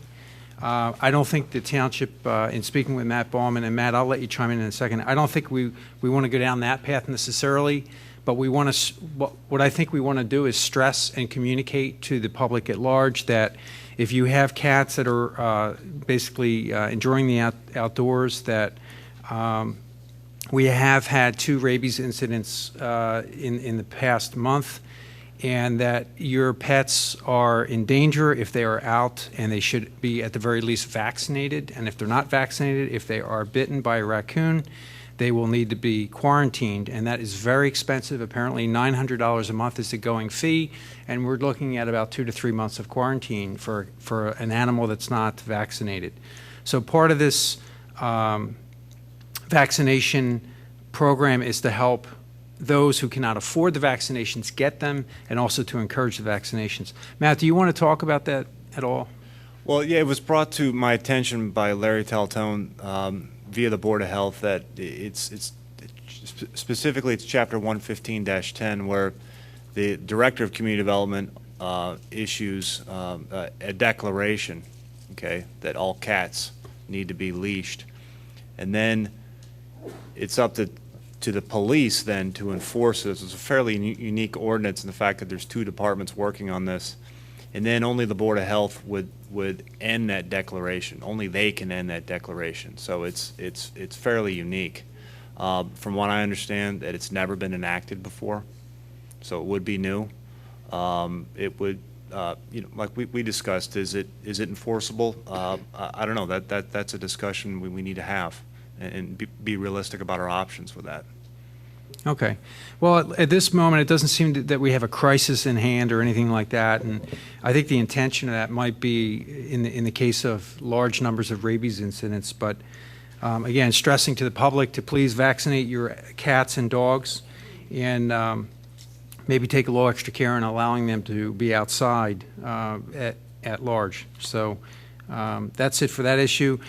We also have an event called Radnor Reach, which is being put on Monday, April 19th at 7 p.m. at the Radnor Township Building. And I'm going to have Elaine Schaefer talk about this because this was something that she had brought to the Board of Health. I'll just briefly tell you that several organizations in Radnor, the school district, the Radnor Educational Foundation, recently the Board of Health, parents have gotten together and for many years been working on putting together a community coalition to address drug and alcohol issues in our youth. We are the only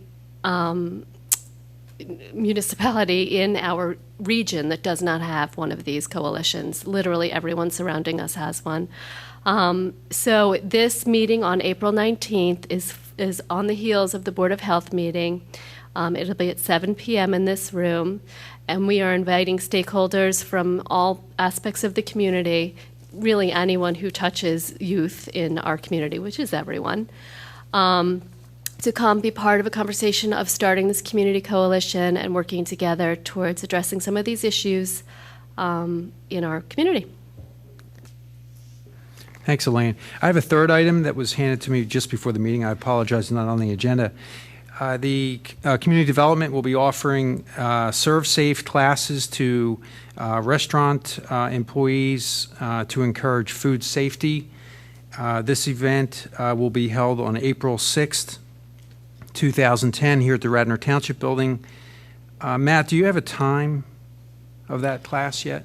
John, unfortunately, it's I think it's tentatively scheduled for the morning, 9 or 10 o'clock, but we'll post a time on the website. Okay, thank you. This is an important training class that's being offered for free to restaurant employees to improve public health in Radnor. Apparently, every restaurant in Radnor is required to have someone who is trained in food safety, and from what I'm hearing, this is a difficult requirement for many of the establishments to keep up, and this is a way to encourage that, and we're going to offer that course on April 6th. No further report under public health.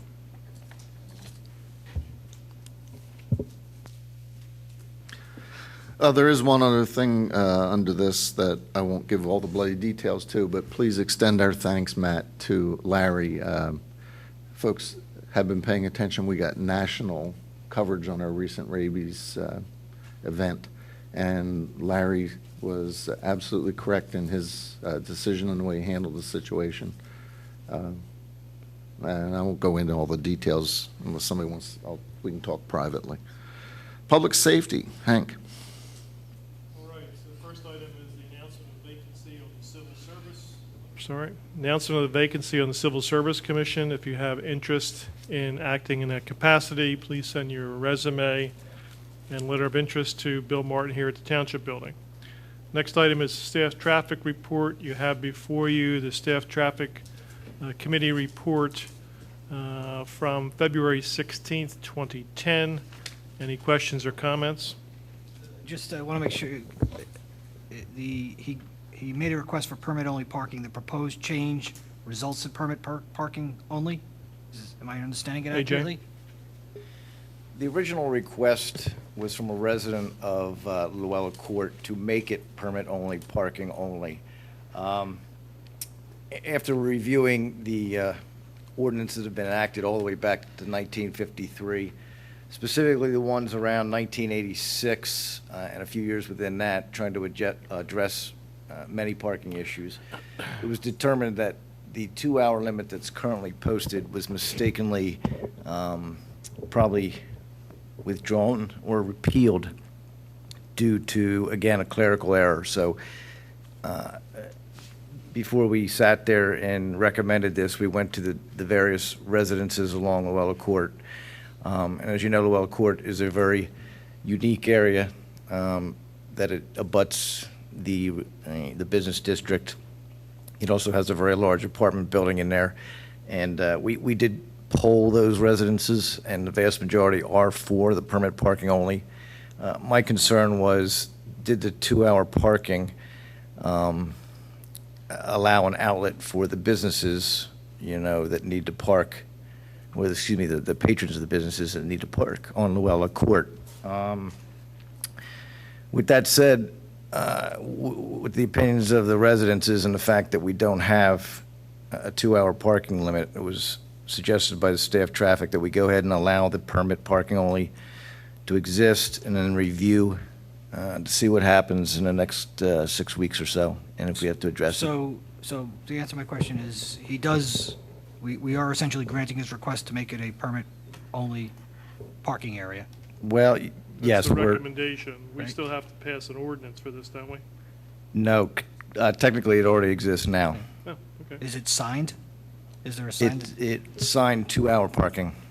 So you have to put up a new sign that says permit parking? Correct. Okay. One of the things we are recommending is the repeal of the 9:30 p.m. to 6 a.m. That was enacted because of Smokey Joe's traffic, the bar traffic that was creating nuisances back in 1986. And that's no longer needed or really relevant at this point. So this would change that parking to permit parking? It's currently a permit parking district. It would make it permit parking only, removing the 2-hour signs. I'd move the approval of the report. Second. Motion's made and seconded. Any comments from commissioners? Any public comment? All in favor? Aye. Any opposed? No? I think that we missed a heading here for Public Works. We did, but you're so dedicated, you're going to go right on down there, right? Okay. First item on Public Works is authorization to purchase a plow for replacement. Bill? Mr. Hagan. Yeah, during the snowstorm in February, we actually lost 2 plows.